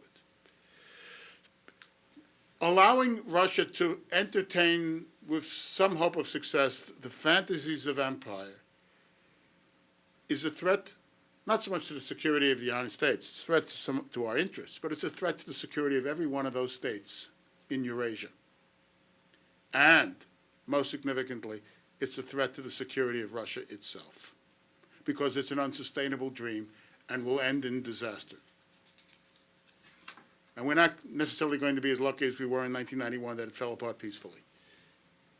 Because I happen to think that we've just entered into a phase of a long-term revolutionary crisis in Russia, and that this imperial project reflects that. If you look at the spokesman, Putin, Foreign Minister Lavrov, others, the whole project here is intended to enhance Russia's ability to be a great power. And great power to them means, as it does to continental German theorists of the 1920s, and here again, it's not so much they're imitating the EU, they're imitating Germany, and they've done this for 250 years or more. The idea of a great state with a continental bloc attached to it. We had Latin America, they want Eurasia. Germany tried to create one in Eastern Europe 75 years ago, and we saw how that ended. The Russian state cannot survive in its present form unless it is an expansive imperial project. And what's more, if you look at statements by the Russian government regarding every post-Soviet state, and what's more, every East European state, except for East Germany, which is gone, they really do not accept that these are truly sovereign and independent states. The great geopolitical threat to Russia is, therefore, European and Eurasian integration along European lines. Now, European integration under Hitler and Napoleon is one thing. It's another thing under the European Union. Whatever your opinion of the European Union may be, it is certainly not an anti-democratic force. It has its problems like everybody else, but it's certainly not the kind of government we're seeing in Russia. And every analysis of post-Soviet governments, and for that matter of post-Warsaw Pact governments, indicates that the choice between an adhesion to the EU and the choice between adhesion to a Muscovite, Putinist kind of system ends up as being a choice between democracy and its antithesis. You want to call it authoritarianism, patrimonialism, whatever label you like. Second, the Eurasian Economic Union is a reflection not only of strength relative to, of Russia's strength relative to other states, it's a reflection of Russia's weakness. It is a deliberate effort to thwart Chinese ascendancy in Central Asia. China is now the economically ascendant power in Central Asia. For example, former Deputy Assistant Secretary of State Eric Feigenbaum wrote in Washington Quarterly, Central Asian states go to raise money on the international money market. They don't go to New York or London. They go to Shanghai. That's not what the Russians want to see. The Chinese government is pushing a renminbi or yuan currency bloc. That threatens this whole idea of a ruble bloc, which is the corollary of this, a currency union. And we see this. There have been a couple of studies, actually, of Kazakh and Kyrgyz economies of impact of this Eurasian Union. I can give you the sources if you want. And it's very clear that they would suffer because they would be forced to buy non-competitive Russian goods at the expense of buying more competitive, low-cost Chinese goods, which suit their present consumer status more, and the world trade. It would also compromise their ability to be in the World Trade Organization. As for the choice with Ukraine, I have to disagree here with Sergei. I don't see if Sergei is still here. There's a major choice. It's not just the governance choice I just outlined between democracy and something else. The European Union has made it clear, and for that matter, Putin makes it clear because they're bringing enormous pressure to bear on Ukraine, that if you join the Eurasian Union, you cannot be a member of the European Union because the rules are completely contradictory to each other. Ukraine is on the verge of signing a deep, comprehensive free trade agreement, DCFTA. The hope is that in November at Brussels EU-Ukraine summit will sign the agreement. The major problems now are Ukraine's anti-democratic tendencies. That's a different subject for this. But the fact of the matter is that there is an EU alternative for Ukraine, which Ukraine has to take advantage of if it wants it. The idea that the EU, they don't want you in Europe, this is a Russian fantasy. Because the Russian government also says that they don't want us in Europe. Well, there's a lot of mistrust of Russia, and for obvious reasons, and vice versa. But the fact of the matter is the EU program is out there if somebody wants to take advantage of it. And we know what that will do for the Ukrainian economy, what it has done for other states. And despite all its problems, the EU is advancing. Croatia's just become a member. This week, they announced they're prepared to start discussions with Belgrade, Serbia, which has been a very difficult problem up until now. So we see here that the Eurasian Economic Union is as much, if not more, a geopolitical and imperial project as it is an economic one. It is an attempt also to create not just a continental bloc for Russia, but a place where it can essentially force others to buy its goods that are inferior on the world market. There are very few areas in the world market, gas and oil being an exception, and even there may be problems, where Russia is competitive with anybody else. And it is therefore an attempt to force that. It is also an attempt to boost Russia as a competitor for Europe. If you look at what Putin and Lavrov were saying, they intend to use this Eurasian Economic Union as a kind of, if you like, trampoline by which they can jump from creating this great power bloc in Eastern Europe and Central Asia to confront the EU and push for a Europe without borders, that is, a Europe without EU and NATO, where Russia would be the strongest actor on the bloc and be able to undermine any hope of European integration and European democratization as well. So, geopolitically, it is a threat to the interests of the United States, if not to the actual security of the U.S. But it is also a threat to the interests of Central Asian and East European states, and to the larger security interest we all have in a stable and secure Eurasia that proceeds along lines of democratic governance. I say this because we need to keep this in focus. We need to pay more attention to Eurasia, and for that matter, Eastern Europe, which we're not doing, and because we need to think seriously about where Russia is going. Russia is the fundamental obstacle on the path to European integration and therefore to the resolution of the myriad conflicts in Eastern Europe as well. Somebody here asked a question about Russia being a stabilizing force in the Caucasus. Quite the opposite. In the last 10 days, it's been revealed that Russia has sold $1 billion worth of weapons to Azerbaijan in the last couple of years, at the same time as it's been pouring military base, money into a military base in Russian buildup in Armenia. Now, at the G8, Russia, France, and the U.S., the Minsk Group called for a resolution of the Nagorno-Karabakh issue. You don't resolve these kind of conflicts by throwing weapons into it. That's sort of elementary. We learned, Steve learned it at the War College, so forth. Russia is not a force for stability. It is a force for conflict irresolution. It is a force for coercive integration and for authoritarianism. And therefore, it cannot effectively be a security manager over the long term that brings legitimate authority, stability, and peace to Eurasia, whether it be through military means or through the customs union and Eurasian Economic Union. How much time do I have? You're running out. Okay, last point. Because of this, because of the fact that this is an attempt to sustain Russia's fantasy of being an imperial great power, which it cannot deliver anymore, and because of the fact that it is an attempt to subordinate these states and undermine their sovereignty and to prevent the resolution of conflicts and of autonomous economic and political development, we need to focus on this, because if this development is allowed to go forward without any objection on our part or on Europe's part, and for that matter, without support for those forces which understand what this means in Central Asia and Europe, then we will have undermined not only our own interest, but that of our allies and partners. Thank you.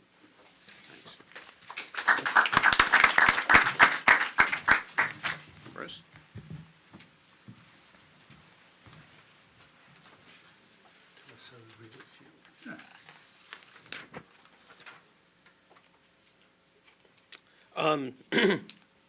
Unfortunately, I'm more of a historian in desire as opposed to actual formal training, so I don't quite have the breadth and depth that of following what was just said. However, I want to add a couple little things to it. First off, though, to my colleague's point, my comments reflect that of my opinions and not of my current employer at this point, Senator Risch. But I think as we view a little bit of what's going on with Eurasian Union and more broadly with Russia from the Hill, I think it's fundamentally a question of control. This is an issue where the Eurasian Union is more of an effort to establish some sort of control in an attempt to regain influence that Russia deserves or thinks it deserves. To my colleague's point, it's almost a reassertion of 19th century power politics as opposed to the type of 21st century politics and diplomacy that you see.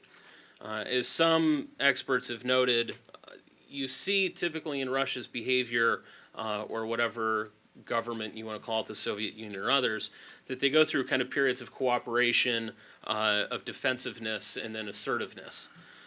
Following the collapse of the Soviet Union in the 90s, you saw that where Russia in the West actually had a period of cooperation and it culminated in this discussion of, well, will Russia enter NATO?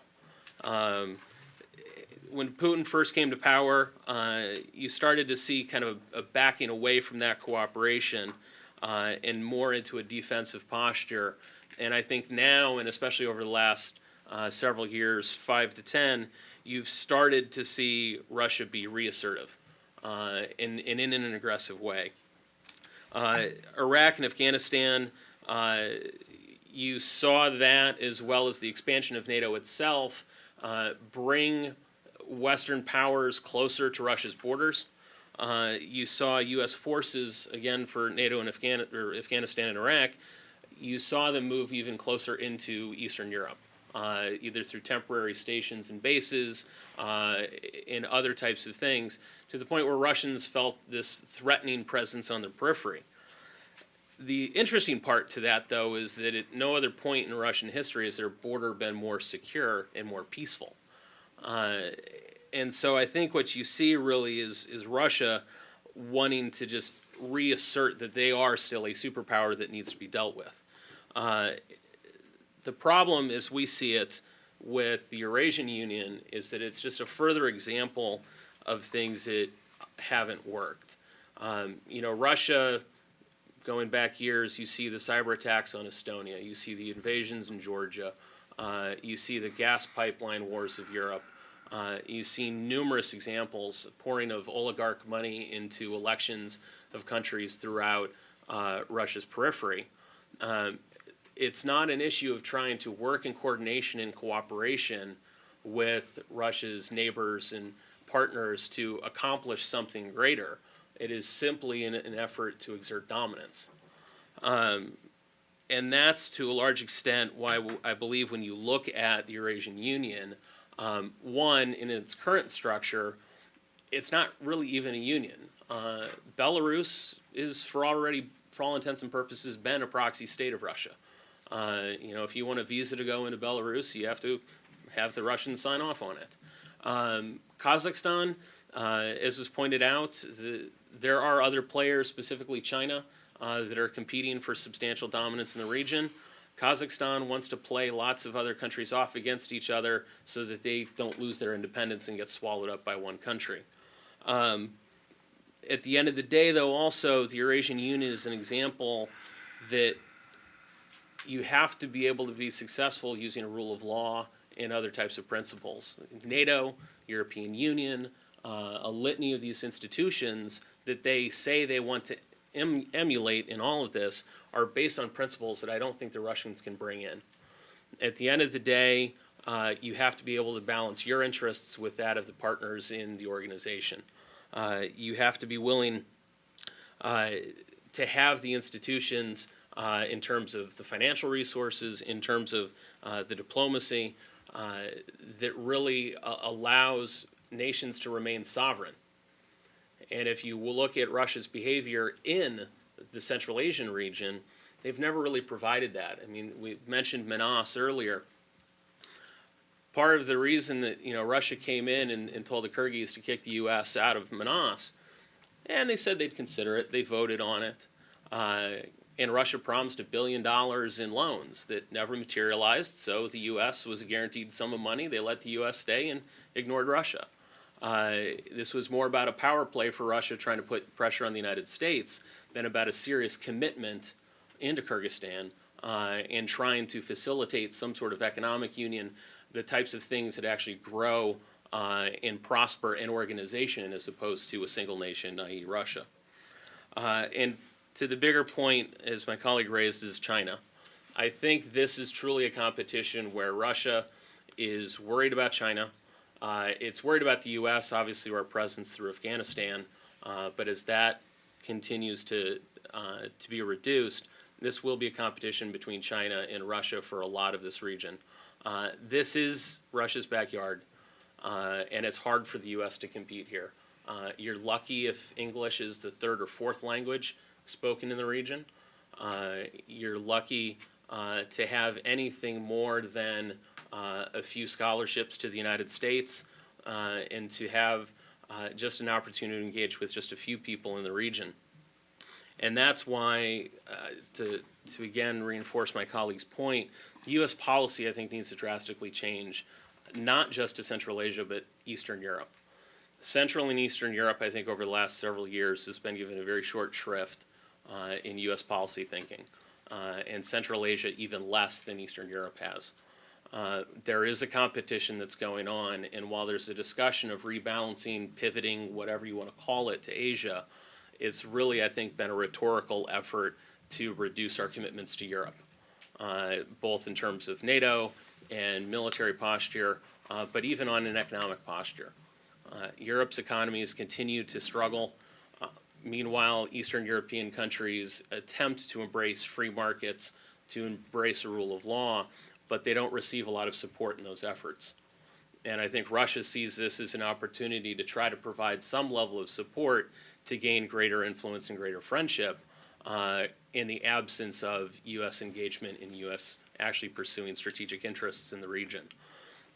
In terms of recommendations and things that I would note to that, I think we need to have some form of an Eastern European democracy and promotion type of legislation or policy change that affects not just Eastern Europe, but also reaches into Central Asia and the Caucasus. We need to have a greater engagement to help these countries really develop and stop worrying so much just about the capitals in Berlin, Paris, and London.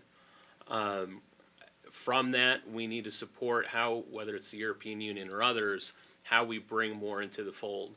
Ukraine right now is a battleground for these questions. Georgia remains a battleground for some of these questions as well.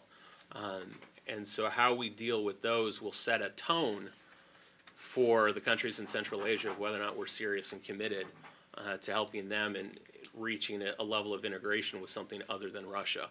And so I worry the messages that we send to them when we don't in a full-throated way support the countries that are striving for better free market principles, for better political and economic integration into the West.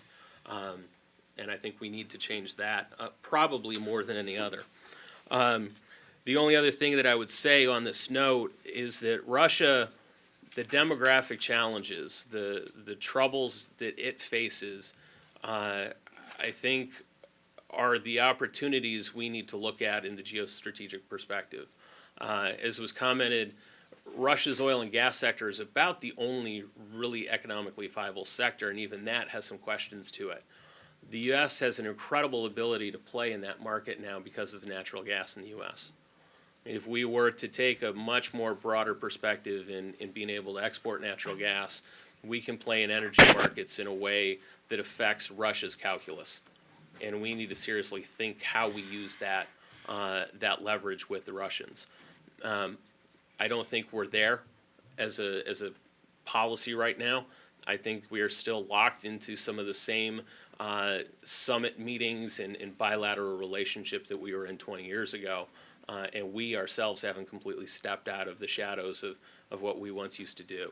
And until we start to have that major mind shift, it's going to be hard for us to respond to something like the Eurasian Union, to deal bilaterally with the countries in the region, or even just in a greater perspective. Thanks, Chris.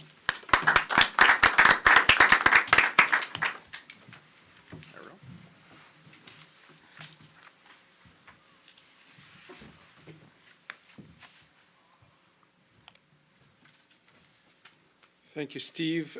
Thank you all for staying for the duration of both panels. I think that how U.S. pursues its Eurasian policy is relevant not just for Eurasia, not just for Eurasian Union, which we discussed. What is it? Is it only economic, or is it also political and strategic? And we came to the conclusion that it's also political and strategic, maybe first and foremost political and strategic. But this is relevant to our role in the world in the 21st century. It is relevant how we relate to major powers around the world, to Russia, to China, to Pakistan, to India.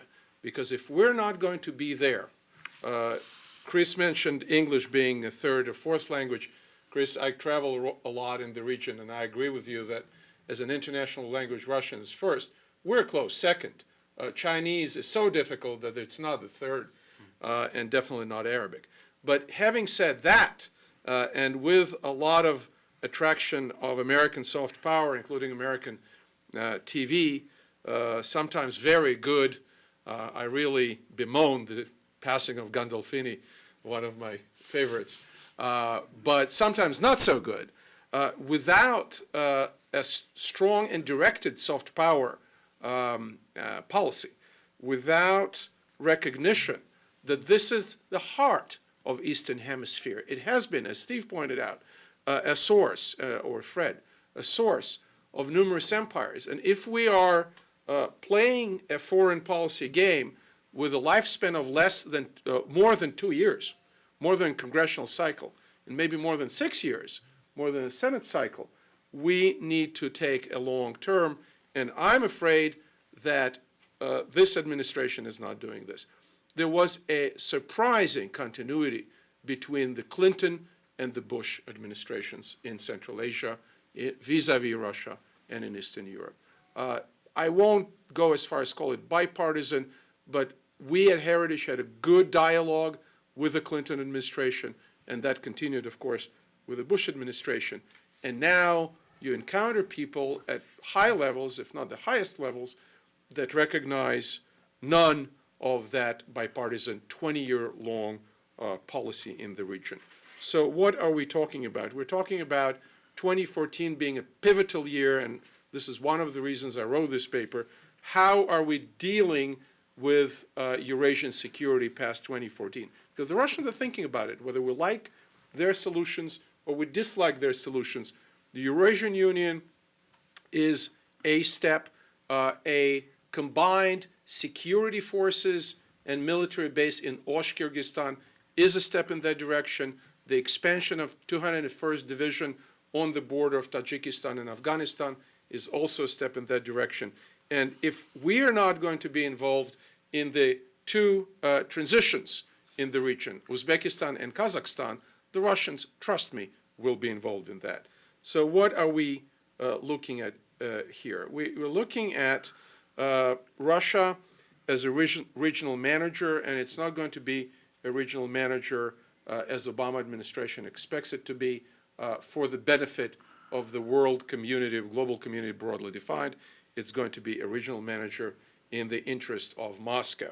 We are looking at our preoccupation with human rights not as one of the components, but often as the component that may derail our relationship with strategic countries such as Uzbekistan, with countries like Turkmenistan that prevented us from being more involved on the energy side with one of the greatest gas exporters in the region. And then that gas, of course, flows to China.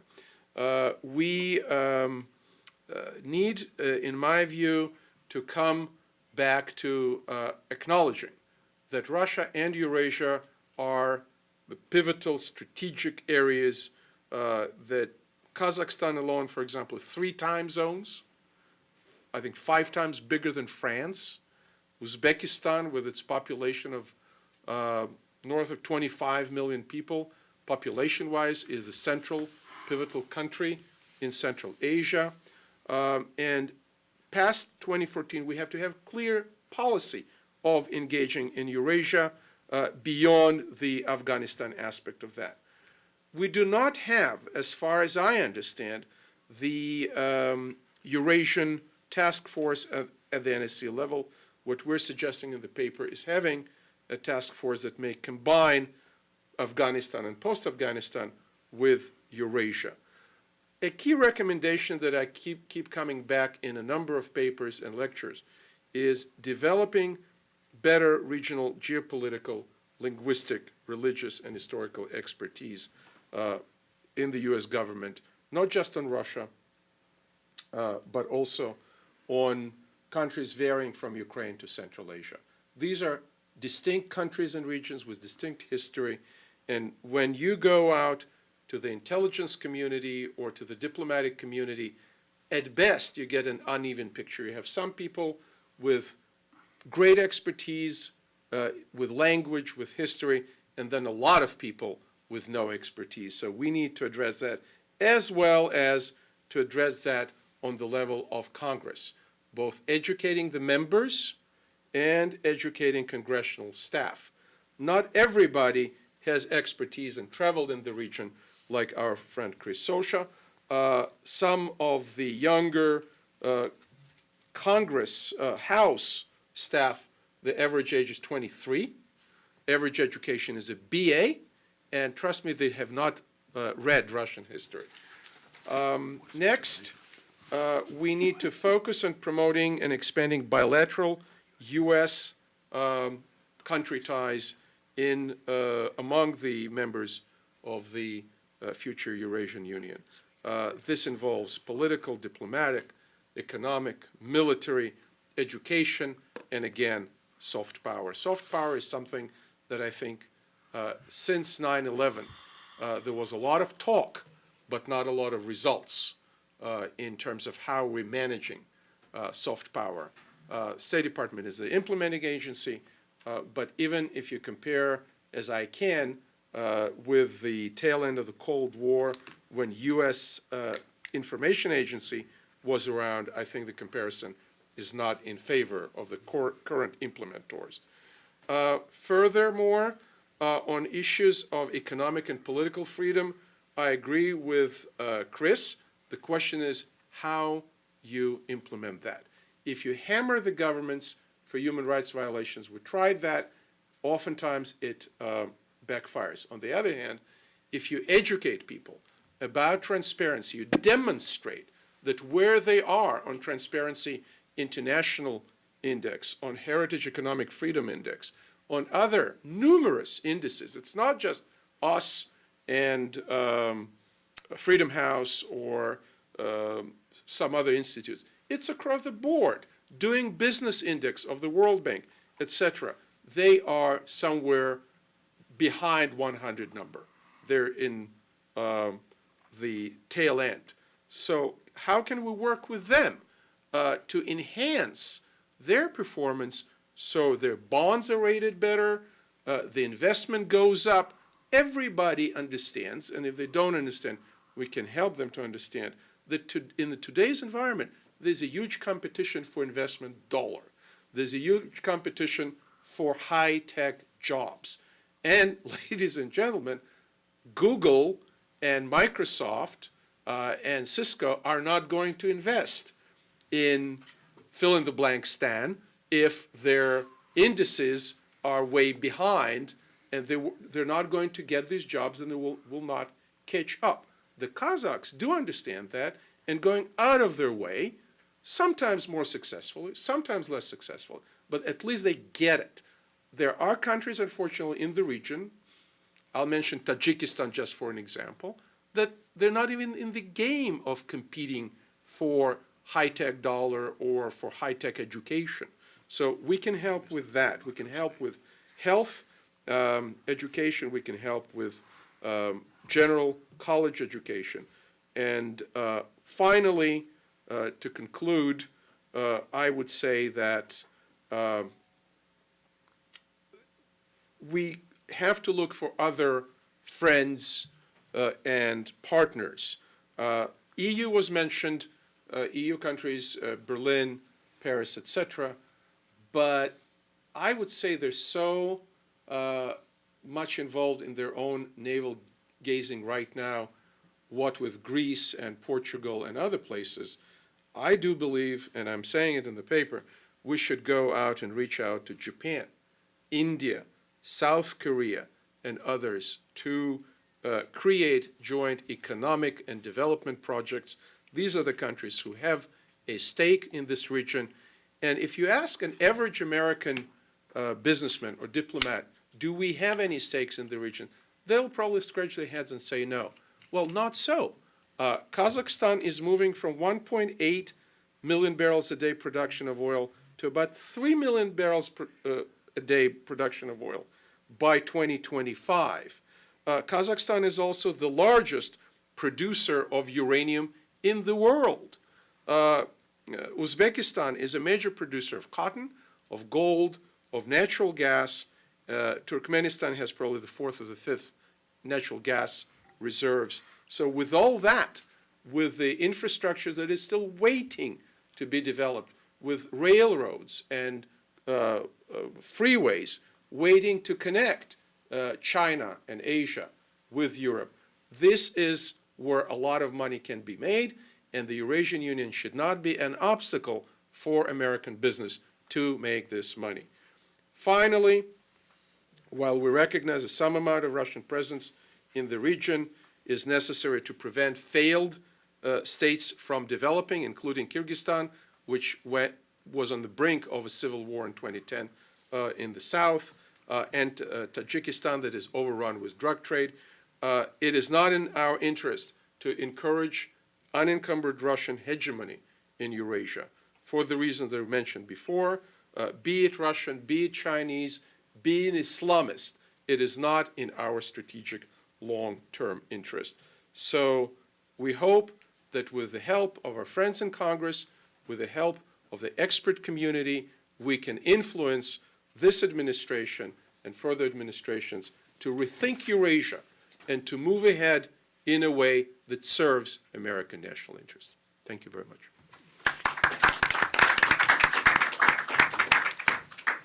Okay, we got microphone bearers, right? We got at least one. Okay. Questions for the panel? Anybody going to start? Because if you don't start, then I'll start. All right, I'll start. Gentlemen,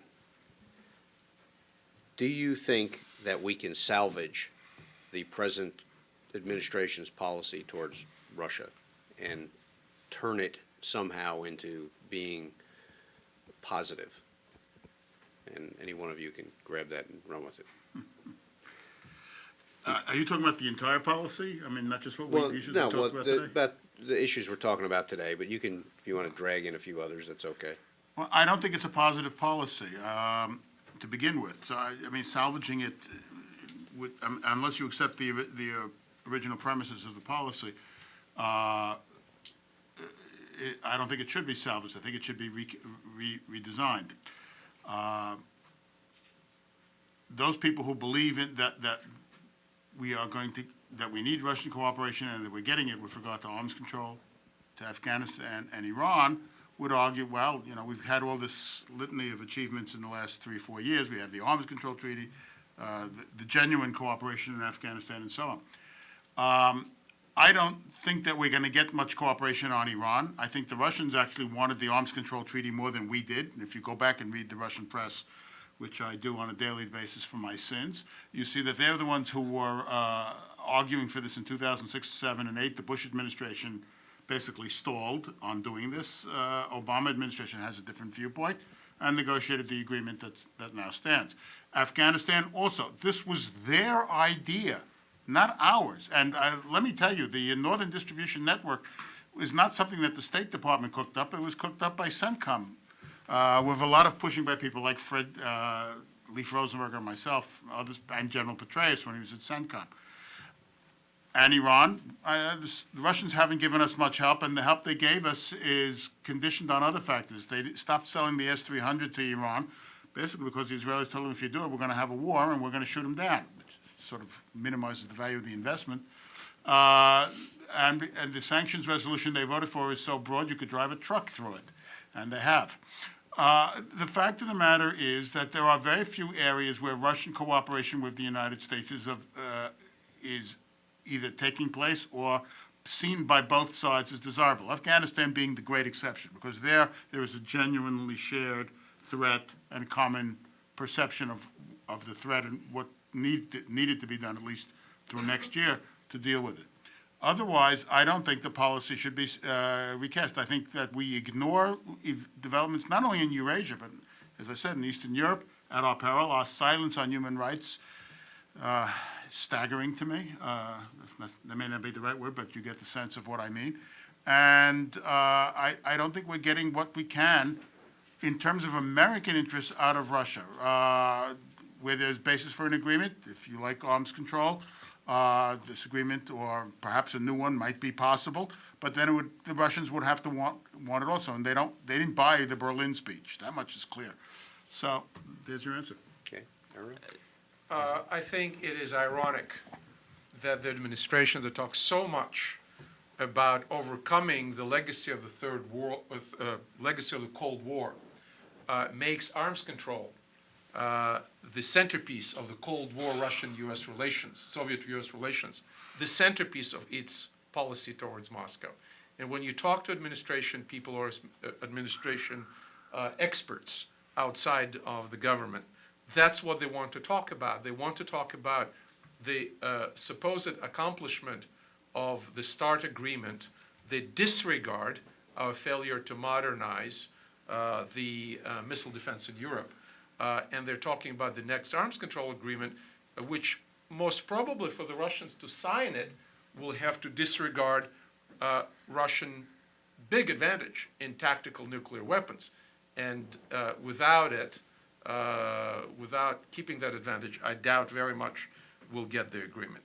Furthermore, the Soviet Union, and Russia as a successor state to the Soviet Union, had signed the 1975 Helsinki Agreement on human rights. They are committed to observing the Helsinki norms. And all the rhetoric about how talking about violation of human rights in Russia is some kind of interference in their internal affairs is risible. The Gorbachev and Yeltsin administration did not even have an issue or a question that they should go in the direction of observing the basic norms of Helsinki and beyond that. I think what you have today is a very dangerous development. Cases like Sergei Magnitsky, in whose memory and in whose name the famous list of only 18 people has been crafted, I think that there is a sentiment on the Hill that the Magnitsky list may be expanded. Cases like Mikhail Khodorkovsky, who just celebrated his 50th birthday yesterday in jail, and the third Khodorkovsky case is reportedly being prepared. And if that's the case, the man may just rot in jail. He just recently said in an interview, if he knew what would happen to him, he would have committed suicide. Cases like the protesters of the Bolotnaya Square, the protesters of the 6th of May 2012. There's a number of them, there are about 24 that are awaiting trial. Case like Alexei Navalny, probably the most outspoken corruption fighter, blogger, and critic of the Putin administration, who is facing not one, not two, but 4 criminal prosecutions with clear intent to put him away in jail because of his political and anti-corruption activity. So I think we need to worry about our Russian policy. I think that it needs to be recast. It is a big country, and the policy has to be correspondingly broad and involve both foreign affairs, geopolitics, arms control, as well as internal and economic relations. I'd echo a lot of the sentiments of my colleagues. I'd add a couple things. Russia, the question of Russia is a point of division inside of NATO and inside of a lot of other places. I think U.S. policy needs to have a much more healthy assessment of Russia itself, both in terms of where cooperation can be accomplished and, more importantly, where cooperation cannot be accomplished. And I think a pursuit just on Afghanistan and arms control has limited a broader assessment of the relationship. I think we've let go of, as Ariel commented on, some of the human rights issues, as well as just a lot of other places, specifically, again, Eastern Europe. Someone once commented, when Russia breathes, Eastern Europe gets squeezed. And I think we need to understand that, and if we want to have a better bilateral relationship with Russia and have a stronger kind of two-way dialogue, that requires us being very committed to our friends immediately next to Russia. And I don't necessarily think that that's been taking place as much as it could or should. I think specifically for Russia, we need to look to what is going to go forward in the next couple months in terms of visits to Moscow. The president, the vice president, and others, what are they going to put on the agenda? I think the focus on further reducing nuclear weapons, constraints on missile defense, on all of these things are highly inappropriate discussions at this point. Russia didn't have to reduce nuclear weapons to meet New START's treaty limits. We did. So we basically gave Russia something for free. I don't think now that they're at the limits, they have no desire to come down. I don't think it's going to be an easy ability to start new arms control negotiations, and I fear what we may compromise in order to get those kinds of discussions started, let alone actually agreed to. So I think there needs to be a much more healthy, honest, realistic assessment of what can be accomplished, and that we shouldn't be undermining our own national interests in an effort to improve a bilateral relationship. Okay. Questions from the audience? Oh, over there. Well, you're hiding behind a post. Okay. Alex Lebnikov, Science Johns Hopkins. Thank you, firstly, all panelists for presentations. And my question is to Professor Blank. You mentioned that Russia can be a force for stability in Central Asia and Caucasus. So who can be, in your opinion, which country, or, I don't know, the coalition of countries, or, please? I think the countries, as Fred said earlier, the countries that inhabit Central Asia and the Caucasus can, if they wish, it's their choice, be a force for stability, and they can seek help from the great powers, U.S., Russia, China, and so forth. But I don't think that Russia, as presently constituted and as its policies are presently oriented, can be a force either for a legitimate authority or stability in Central Asia or the Caucasus. They are certainly potentially part of the solution, but the attempt to impose a new imperial project on both those regions, the attempt to be an alibi for the authoritarian governance that we see there, the attempt to undermine their sovereignty, to exploit conflicts like Nagorno-Karabakh for Moscow's own benefit and for the benefit of, let's say, the arms industry in Moscow and whoever gets kickbacks from those billions of dollars that have been sold to Armenia and Azerbaijan, is not a basis for stability. It is the Russian approach here is not unlike their approach during the Cold War or even now into areas like the Middle East, controlled tension. The problem is Russia is, well, to use an analogy I once used, it's a sorcerer's apprentice. You know, you can try to control the tension, but sooner or later it gets out of control, and then, you know, bad things happen. Okay. Either the other two want to add anything to that on that one? No? Okay. Other questions? All right. Well, I'm going to offer this. All right, and you guys can answer my question and then wrap it up with your final remarks here as well. Eurasian Union. Do we fight it? Do we ignore it? Or do we embrace it? The United States, I'm talking about. So you can take it from that, and you can add in any final comments you have for the panel as well. Well, I know invoking Hillary Clinton's name here is something that's not normally done. But she was right.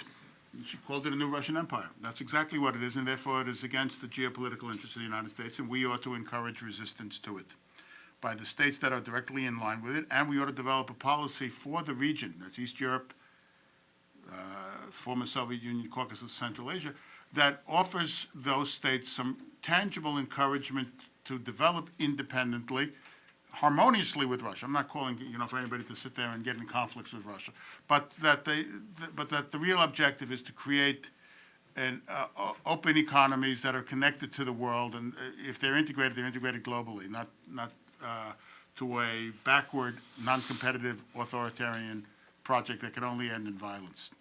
Okay. Chris? I just note a couple things. First off, you know, a nation's influence internationally is typically only about 10, 20% its hard military power and 10, 20% its diplomatic power. Most of it's perception. And I think a lot of Russian activity, again, invasion of Georgia, all these things are small efforts to have a boost to their perception and standing into the world to have more influence than they necessarily do. I think the Eurasian Union is in a further attempt at that. At the same time, I think the deteriorating situations in terms of the rule of law, just in contract and business law in Russia, as well as a lot of other things, means that the Eurasian Union will likely, like many other institutions before it, collapse under its own weight or its ineffectiveness. So I don't necessarily think that this is in and of itself something for U.S. policy to fight directly. I think it's more about the U.S. strengthening a commitment to the region and trying to do those things that, A, call a spade a spade. When they're violating human rights, call it for what it is. When contract law or other things is being violated, call it for what it is. And when they do something right, then be willing to acknowledge that as well. But it's more through partnering with the other countries in the region and helping them on a path toward more prosperity and stability that eventually that undermines what Russia's trying to do. Ariel, can you bring us home? I would caution against a reactive policy. First, the first Obama administration had a reactive policy. The Bush administration had a reactive policy vis-a-vis Russia. And then what Obama administration, in my view, is doing is just withdrawing, is just reducing its profile in a number of areas. Look at mill contacts or provision of military assistance. So there is a tendency, as our military budgets are being cut, our foreign operations budgets are being cut, we have to prioritize, and the priorities are in the Middle East, and then the Obama administration people are saying, oh, we need to walk away from the Middle East to allow the president. This is a quote from a meeting where a reasonably senior Pentagon guy says, we need to facilitate the president to extract ourselves from the Middle East to focus on pivot to Asia. Where is the space from the Elbe River to the Pacific in this strategy? Question mark. So I would say we have to make it very clear and put some muscle behind it that no, we are not in favor of a 19th century sphere of influence in Eurasia, that one of the Russian political leaders, Mr. Gryzlov, the former Speaker of the Duma, referred to as Большая страна. And when I went to start searching what is Большая страна, it's a Russian translation of Grossraum. And Grossraum, the great space, is a term from a German strategist in the pre-Hitler time who influenced the Nazis but was not a Nazi himself, named Carl Schmitt. And the Grossraum concept involves the customs union of Prussia that Steve mentioned before. It involves language, it involves economic power, it involves currency. And this is the checklist that we're seeing being implemented in Eurasia today. And no, I do not think that the United States should just acquiesce to it or make noises to support it. No, we are who we are, and we stand for what we stand, including sovereignty, security, democracy, and economic development based on the rule of law. And from these first principles, our foreign policy should follow, and not being narrowly focused arms control, Cold War style, Soviet-US relations. Thank you. Well, ladies and gentlemen, thank you for being here this morning. I have to tell you, this is an area of the world that when I started out in this business, if you did not focus on it, you were considered to be some sort of outlier. You were dealing with peripheral issues, which are all the issues I dealt with. But that focus has waned because of the changes of the world. And I think the point was made here this morning that this area requires a degree of focus that it has not been getting of late. And I'd ask you to join me in thanking the panel, and we thank you for being here this morning.